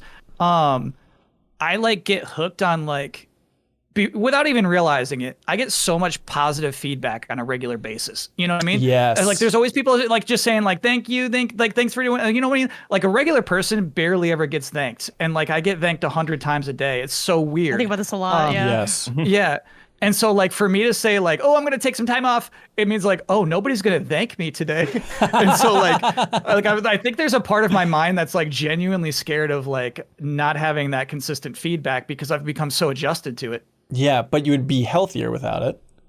Yeah, probably, yeah. Okay, so maybe it's not too scary. But no, I feel that way all the time of, like, God, like, I start every morning by checking Patreon messages and sending messages to new Patreon supporters, and it is just, like, a wave of nice messages every morning. And I think about like, if one person at their job got one of these messages once, they'd be like, pretty good, Steve, pretty good. And it's just like, it's. I know. I think about that all the time. It's a very like, I think under talked about pro of the job. Like people like thank us for our work. They're like, your work makes like my day in life better. And it's like, my work's just talking about someone else's work. So it's like, yeah, it is. Right. It does feel, it does feel different. It's odd. Maybe you should take a sabbatical. I've always wanted to take a sabbatical to do some type of like personal project, even if it is professional related, just kind of like it's like, what if I just cleared everything and just like went all in? That's actually kind of how my college was structured. We had like, we were on the one course at a time system that only 2 colleges in America are on, where you take only one class and you take it for 3.5 weeks. You have a 4-day weekend and you take your next class. Oh, that's funky. how I did school. Interesting. And yeah, that would be fun to do again. Yeah, I did like it. I liked it a lot. It's kind of all I knew from college, so it's kind of like hard to. I mean, you compare high school, but they're totally apples and oranges. But I enjoyed it, and that weekend was really fun. And then you go back and you do something else, and you could just like hyper focus, like you really like got immersed in like whatever course you were taking. It made some of the literature classes really hard because you had to read those books real fast. But other than that, pretty good. Yeah, I don't know. Does everyone have that feeling of just like wanting to make the definitive great work? I was just thinking about that even this morning, even of just like, I've been working in video for 20 years now, but I've never made, like the Oregon Trail documentary to some extent, but I've never thinking your documentaries, yeah. Yeah, but I've never just like really broken my back and ass and put it all into making just a great documentary or a great huge video project that's super ambitious, you know? And it's like, it is kind of alarming because I think it's too easy to be like, well, I make videos every day basically at MinnMax here. I'm technically cranking stuff out, but it always just feels like it's not. Mentally, maybe it's pushing me creatively at times, but it's not like the most challenging video production work. But it would be kind of fun to be like pushed to my limit as a real video producer out in the field. And I have that lingering within me. I want to go at a coffee shop and start jotting down some ideas and just diving into it. Yeah. Yeah. The one thing I would say though is don't put that pressure on it being the great thing. You know what I mean? Right. Like don't let the response to it be the reason you're driven to do it. Yeah. I also think you're never gonna, you have to reflect and think, is this really gonna be a thing I could even recognize in myself? Like, could you make something and be like, yeah, this was my great thing? Or are you always gonna be chasing making it greater? Because I do think inherently, you know, we're always improving, right? I look back at reviews I wrote 7 years ago and I'm like, hope no one's reading those because it just, you know, your style evolves. That's a good problem to have, but it also means that if you need that satisfaction, you will be perpetually unsatisfied. Which dissatisfaction or like not being fully satisfied can be good. It's part of what stops depression from happening, right? The chase, the purpose. But that's the one thing I'd caution you against because I don't know if you'd ever, like you might have already made it and you're like, yeah, but it's not good enough. So you kind of already have that a little bit now. So it's like, you know what I mean? Like that's just the only thing that I would be curious for you to reflect on. Well, you look at Hamilton. He was never satisfied, Kyle Hilliard. Look how far that guy got. Satisfied. That's right. Yeah. He got shot. That's right. Andrew Danglis. Oh, I'm sorry. Yeah, sorry. Kyle, I didn't want to know anything about Hamilton before I went into it. It's just like I'm sorry. Andrew Danglis writes in and says, midweek I was out getting my mail from my mailbox and I was greeted with a welcome, though expected, surprise. The latest issue of Game Informer was gently cradled by a few other envelopes and mailers. So first, I want to congratulate Kyle Hilliard and the team on getting the first issue of the reboot out for Borderlands 4. Thanks for all your hard work. Thank you. And I'm excited for years of issues to come gracing to my mailbox. How many physical issues of Game Informer do the cohorts personally own? Combined. That's a complicated one. I don't have that many. Yeah. I have at least one copy of every issue I was in. Yeah. In one way or another. Which is, so that's like, gosh, I guess I could do the math. I have two, they're like, this isn't a great perspective, but I have two cases to my right of like old issues from 2011 that are about this big. So there's a lot. I mean, that's like, what, 10 years times something like that? I don't know the exact number. But yeah, I always like to keep at least one of every one that I have. And then when my baby was born and she was in GI Spy, I make sure to have a handful of those. That's perfect. Copies of that one. Yep. I've got one from every time I was there, and then I have stragglers where I have like some from after, not all of them from after, and then some from before where it's like, well, I gotta have the Beatles Rock Band issues, my favorite games ever. So I gotta like the Epic Mickey cover, like you gotta have the 200th issue with Tetris on the cover, like they're the select ones. I have the Darksiders issue that I read on the plane to go do the interview, you know, to make sure I was For me, it was Bioshock Infinite. I'm like, okay, I gotta study this to get ready for my interview. I gotta really study how they wrote about Bioshock Infinite. I only have two. Oh, what are the two? I'm curious. I had magazines a bunch growing up, but you know, you grow up, you have to move, you move again, you move again, you move one more time, and at a certain point you're like, look, I love physical media. We gotta start leaving. And I also moved across the country at one point from Chicago to SF. That was like one suitcase. The magazines were all long, got EGM, Game Informer, all recycled probably. But I have two I picked up at a game store, and I feel like I'm never gonna beat the Stan allegations with these two covers I have. Oh no. The Horizon cover. I thought it'd be cool to have like I was like, you know, like I thought it could be really fun nice to art. I thought it would be fun to maybe like a lot of people that do collections, there's like many ways to collect, and I'm like, what if I just start looking for my favorite games and getting the covers of those or something, where it's like, okay, not as overwhelming as like every issue or every like of one thing, but it's like, okay, you can kind of scale that down, and that felt a lot more achievable to do. So we'll see. I haven't really re-explored that, but it could be fun angle for it. One that I hang on to, right, Janet, the one that like survives between moves and stuff, is I have Nintendo Power's last issue. I remember like making sure. Yeah, I have that one too. Like that. One of like the Mario claymation art again. Yeah, I love that one. Tom Bryan. I picked up this E3 show brochure while I was there also, because I thought That's kind of cool. It's crucial. Tom Bryan writes in, says, not a question, but I have to shout this out. Tony Hawk's Pro Skater is a 3D platformer. You jump around, slip and slide, explore the space, get points, race the clock, collect floating letters. It's more like Mario 64 than like skateboarding. The only reason I would object is because it's so score based. Yeah, that's what you can't do those objectives without getting the score, and that's you have to combine combos and stuff to do that. And so like I'm almost with this person. I'm almost with them. Yeah, like Free Skate is close. Kingdom Hearts is a platformer because you have to jump a lot in that game. But I think when it comes to this kind of thing, I look at it's like I don't want to say lose points. It sounds so negative, but there are many games that have multiple genre seeds, and I think that seed is like quite small for Tony. Like the more obvious, kind of like you hear hooves, right? You think horse, not unicorn or zebra or whatever, right? Because unicorns don't exist. I don't know why I said unicorn instead of zebra. My bad. But like it's like that situation for Tony Hawk. It's like, yeah, but the obvious bucket is the sports, arcade sports game, not platformer, even though you do jump. Are you digging? I'm not offended by that classification. I'm not offended, but I do know you're being a little stinker by the classification, and I know that you're being stinky, and I acknowledge your stink. Right, but years ago, that's where I stand. Years ago, the community insisted that Shadow of the Colossus was a platformer. That still does make me angry because it was just incorrect. Because you climb. To climb. You climb and jump. That's the game. Bob Beal writes in, they say, it's time once again for America's fastest growing quiz show, and the first time Kyle Bossman's ever played it. That's right, everybody. It's Nolan, double, or trouble. We've all played it. We all know it. The rules are simple. I will read out a video game. You determine if that game is : meaning it contains a punctuation mark : in the title of the game. Nolan has the voice acting of Nolan North. Double contains both the punctuation mark : in the title and the voice acting of Nolan North. Or trouble, which of course means it has no : and no Nolan. Okay. It's funny, we already failed this with Jak 2 earlier in this very podcast. Yeah, that is true. That's true. Okay, : Nolan, Sorry, double. It was Sly 2. It was Sly 2. Or trouble. Yes, Sly 2, yeah. Well, the original Jak and Daxter as well. Okay, Kyle Bossman, you're first up to bat. Yep. : Nolan, double or trouble. Marvel Rivals. This is the Trouble. Which game? This is the new like Overwatch-esque Marvel game. Oh, right, yeah. Yeah, with the sexy skins. And you said trouble? Sorry. I said trouble, yep. Incorrect. That's a Nolan. Nolan North voices Rocket Raccoon, of course, in Marvel Rivals. That's a Nolan. Dang. Janet Garcia. He's played so many different Marvel characters, actually. I think it's Rocket Raccoon. He's Iron Man. He's Deadpool.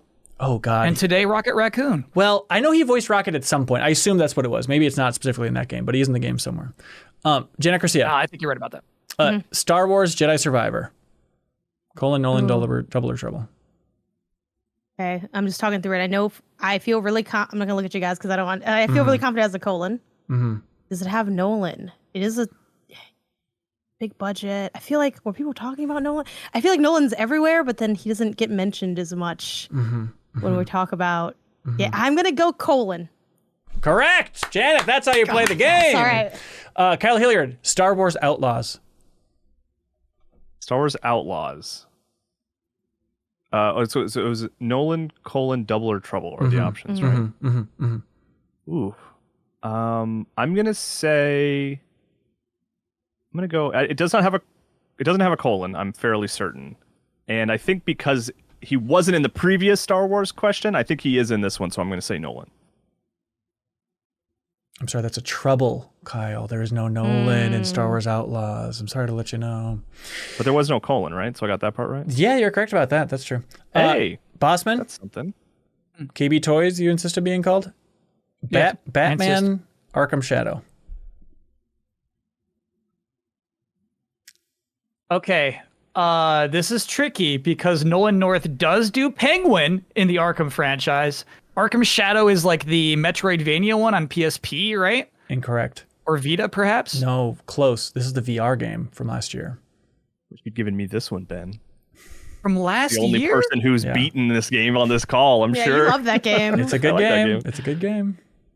All right, so Did he come back for it? Is the question. I think he did. So I'll say double. There we go, Kyle Bossman. That's a double. Way to go.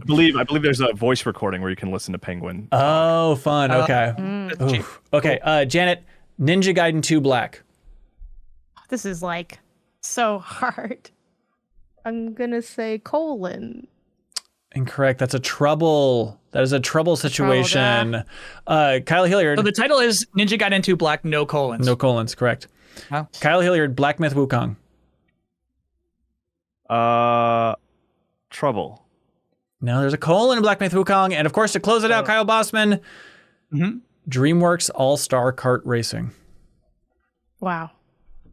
Oh, no. Ooh, that'd be so fun if Nolan North is in this. Would they hire him to be a sound-alike to a DreamWorks character? I'm gonna say no. They can't. At that point, they can't hire him for that. DreamWorks All-Star Kart Racer. I can't even think of where the colon would go there, so I'll say trouble. That's a Nolan. He's in there, baby. Oh, that's so fun. He's in there. That's what he is. He, of course, plays Megamind in DreamWorks All-Star Kart Racing. That's Will Ferrell's character. Available for that. Interesting, yeah. I can see Nolan North pulling that off, though, too. That's nice. Yeah, he's got that charisma. Yeah. All right, what do y'all like for a question of the week? What's standing out here? What's deserving the big prize? You know what got ultra deep was like MinnMax fixing me. I agree. That's where I was leading to. I know. They wanted joke answers, obviously. They were looking for some funny stuff, and then we got like really deep into it. But yeah, it came out to be a fun question. And you forgot how you spelled your last name, which was kind of that was embarrassing too. Yeah. All right. Hey, congratulations, Pork Bun Powered. You just won the League of Legends vinyl thanks to I'm 8-Bit. And now, of course, it's time for a segment that... No email yet. Oh my God. Yeah, it's time for a segment called Get a Load of This.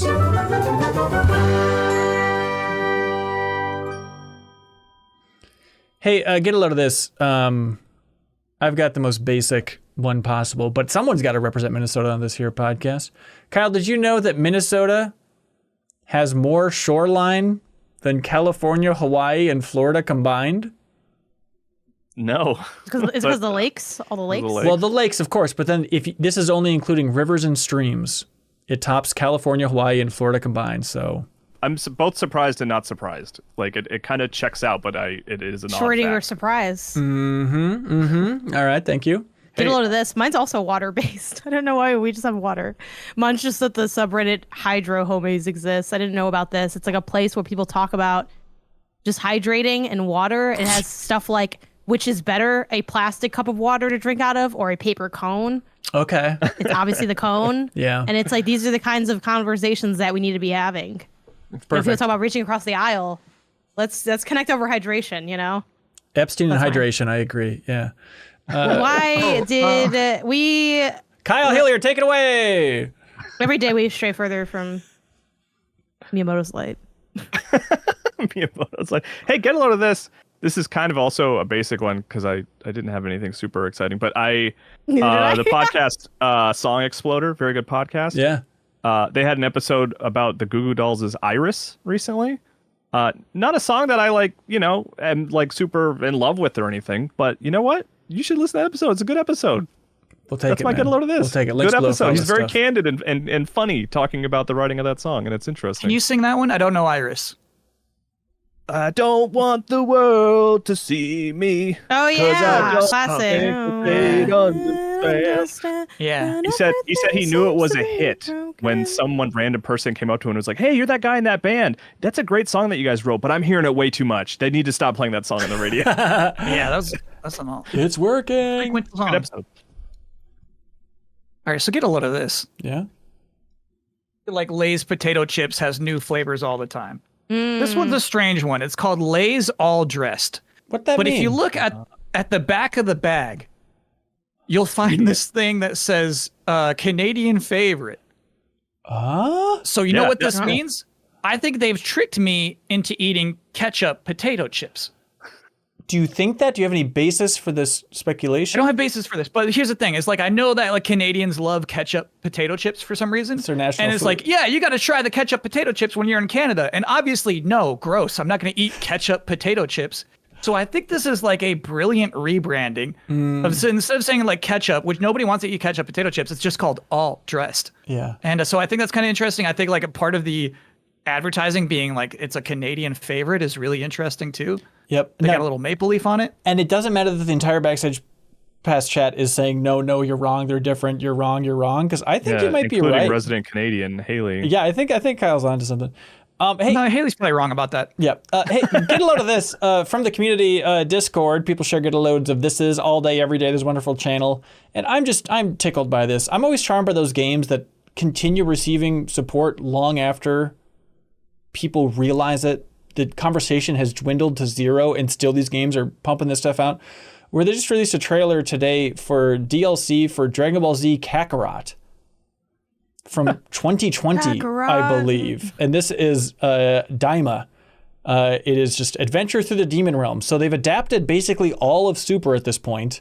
They went back into this is Daima Part 1, bro. Okay, Daima Part 1. Okay, so they did like all of Super. They did like Trunks' history, like history of Trunks, all that stuff. They did a bunch of like stuff in between the Dragon Ball Z sagas, and now they're getting around for like the 8th piece of DLC here. We're now just tackling the entire new Dragon Ball series through the framework of a game that was surprisingly good and released 5 years ago. It is wild how much Kakarot has stuck around. I'm curious how many people are actually buying these things. What's cool about it is like I'm not like I don't love Daima, but I like aspects of it, right? It's basically its own RPG. Like they start off like they do have their powers reset and all that, right? But like they go to this like store and which sells like bugs. And then like each bug does like a different thing. Like this bug will heal you. This bug will fuse you. Imagine in like a 3rd episode of a Dragon Ball series, they're like, this is the fusion bug. You're putting it in your pouch. And they never eat that bug the entire series. But anyway, maybe like in this game, which is an RPG, they might. But they did implement the bugs, which I think is cool. Wait, hang on. So Daima is fully wrapped up at this point? Oh yeah, it's done. Wow, like English dub as well, or just for subs? Apparently English dub, yeah. Wow, I guess it's time to jump in. I've kind of been waiting. For like, obviously, I will check it out at some point. It's not that good? I can't recommend it. I can't recommend it. That's rough. Yeah. Okay, never mind. Hey, so the developer that made Kakarot CyberConnect, I was thinking about you recently with this, with Mega Man Legends. I assume, Kyle Bossman, that since you're a Mega Man Legends nut, that you've seen the game that they made a long time ago on PS1 called Tail Concerto. Yeah. Okay, do you like that game? It's a little too like dog face, you know? No. Just like that the it people have stars like a dog dog? faces. Well, yeah, I mean, look this up. What is this game? It stars dogs. Tail Concerto. Concerto. Yeah. I mean, I kind of see what you mean now that I'm looking at it, but I don't know why that's like a negative. Like that's like they're dog like a characters. criticism? Yeah. No, I don't like flight games. Most game where you have to fly a thing. I'm not into it. But it's a little mech running around there. But it just, in terms of like, I was delighted when I found this game a number of years ago because I was like, oh, this is the most Mega Man Legends looking game I've ever encountered that's not Mega Man Legends. Like it has similar vibe and aesthetic to it, you know? And I just want to say, like, even though there wasn't any trickery behind the Lays all dressed, it's still a get a load of this. I think it's really interesting to have a bag of potato chips say that it's a Canadian favorite on the back. That is interesting. And they are very good. We'll take it. I wasn't expecting them to literally have dog faces. I thought they were just really horribly rendered human faces that looked. Oh, that would be rude. That'd be rude. Whoa. I don't know. Did you get something? Did we cut the podcast? Yeah, I just got an email in the inbox, everybody. It's Rumor Meister. Okay, let's stall. Like typically it takes like an hour for you to decrypt it. Whoa, so like I'm willing to hang out. I don't. Maybe it's like a short message. It just sped through. It just de-encrypted. It's probably all those cookies I have stored in my browser. It must have sped that up somehow. Yeah. This message is ready to go from Rumor Meister. Y'all ready to hear this? Yeah, extremely. Yes. Yeah. Been enjoying these. Okay, here we go. Welcome back. The Rumor Meister is here. Call me Groot, because my underbelly is as seedy as it gets. I'm coming back around here with 3 new juicy scoops for you. You're welcome, MinnMax. First one on the docket. Get this. Xbox executives have created an AI program to wipe their butts for them. No, not a bidet. True. This is a complicated computer algorithm that can tell when they are going to go number 2 and it also optimizes the best angles for wiping. Oh my god. It was apparently repurposed from a boss fight for the Mighty Pooh before they canceled Conker's Getting Medieval back in 2015. They've done their research. All right. I didn't even know about that. This next one's gonna shock ya. You know those adorable little horse girls from Uma Musume? Right. Get this. They're on performance-enhancing drugs. No, that cannot be true. No, that can't be right. Let that sit in. No. Yep. No. There's blood doping in the sport of kings. Oh my god. I knew has they to be were getting fake. too muscular. All right. Last one for you here today. Final one. The baby who mocapped Lou in Death Stranding 2 Right. is apparently a Nepo bridge baby. No! No, that can't be right. Get this.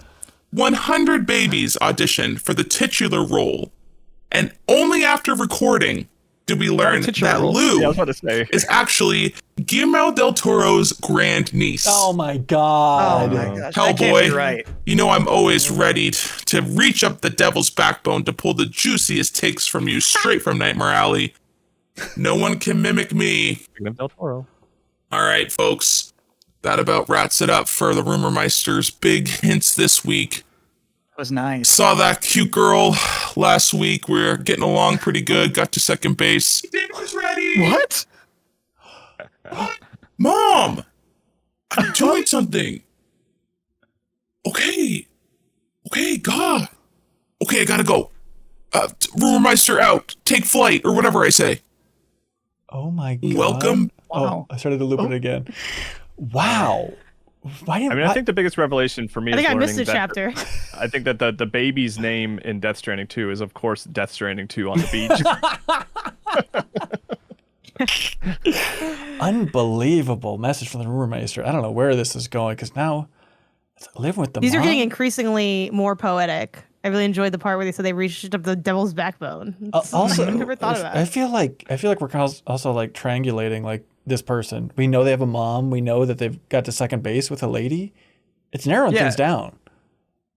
Second base is like getting naked. Yeah, dude, it's don't even know getting anymore. naked. Don't pretend like you guys don't know. Come on, don't be uptight. All right, well, that's it for this episode of the MinnMax Show podcast. Thanks so much, everybody, for watching, listening, sharing. This week at MinnMax, we had Serial Vasquez come by the MinnMax studio in honor of the podcast last week where we talked about being a fight stick guy. I had to take it to the sticks and fight Serial Vasquez 1v1, mano y mano, 3v3 in the tag team game Marvel vs. Capcom 2. So if you want to see us actually playing in the MinnMax studio together on fight sticks, it's a fun video. That's up on MinnMax's YouTube channel. Otherwise, if you want to hear us unpack all of our thoughts on James Gunn's Superman, this is the right channel for you. It's up on YouTube or in the bonus podcast feed if you're a Patreon supporter at the $5 tier, where you also get access to bonus pod each and every week. Haley's Patreon exclusive show, which is quite good. But it is a huge crew. We have Brian Vore, Ross Fund, Kyle Bossman, Jacob Geller, Kyle Hilliard, and Charles Hart, and I all unpacking our thoughts on Superman. It was a fun chat, fun movie, fun one to unpack in a big way. So hopefully you enjoy that. On the New Show Plus this week, of course, was Kyle Bossman and I. Strangely serious New Show Plus. Normally New Show Plus is like, how much peanut butter can we fit on this tomato or something? But like this was like us just diving into like the game industry and breaking down publishers and giving them real report cards things. Report card grades. Yeah. It's fun. It's fun. Also up in that bonus podcast feed for your convenience, but also that's up on YouTube. Genuinely, Kyle Bossman's like, don't tell anybody this, but it's like there's few things I'd rather do in the podcasting world than like just break down publishers with you. Like I think it's so dorky, but it's like thank God someone else wants to just dive in deep on this specific nerddom of just like let's give them reviews, let's give them grades, dive into. I learned a lot about Atari. Yeah, I know too much about Atari. Apparently, is what I learned. All right, that's it, everybody. Thank you. I got a plug. Oh, please. So this Saturday, July 19th, Yes. on my Twitch channel, I'm doing a 12-hour marathon. Going to be going from 3 p.m. Eastern time to 3 a.m. Eastern time, playing 2D beat-em-up arcade games with my friend Dan all day. The charity of choice is the United Nations Refugee Agency of Canada. And And I just realized yesterday we're going to be donating Canadian dollars. So it's going to be the $3 arcade. The gimmick is every time we would continue in this game, it's going to cost us $3 to put in a quarter, basically. Ooh, good. Okay. To donate to the charity. Yeah, I love that. And one of your stretch goals, have you revealed them yet? You had a very interesting one that you talked about on the Monday meeting. Oh, tell me. Oh, no. Yeah. You know what? A little sneak peek. Let's do it. Yeah. If one of the stretch goals is forcing my friend Dan to play the Office DLC of Funko Fusion. Yeah. It's just very odd and specific because I pitched that as New Show Plus, and you're like, it's a weird coincidence that I might be doing that as part of the charity stream. I think it's so crazy anyone else is paying attention to the incredibly crazy yet high effort DLC that game is getting. Yep. Yet it's Kakarot levels of support in a way that nobody expected. Yeah. All right, that is it for this episode of the MinnMax Show. Thank you so much, everybody. Greatly appreciate it. We'll be back next week. Be good, have fun, let's go. Play Donkey Kong Bananza.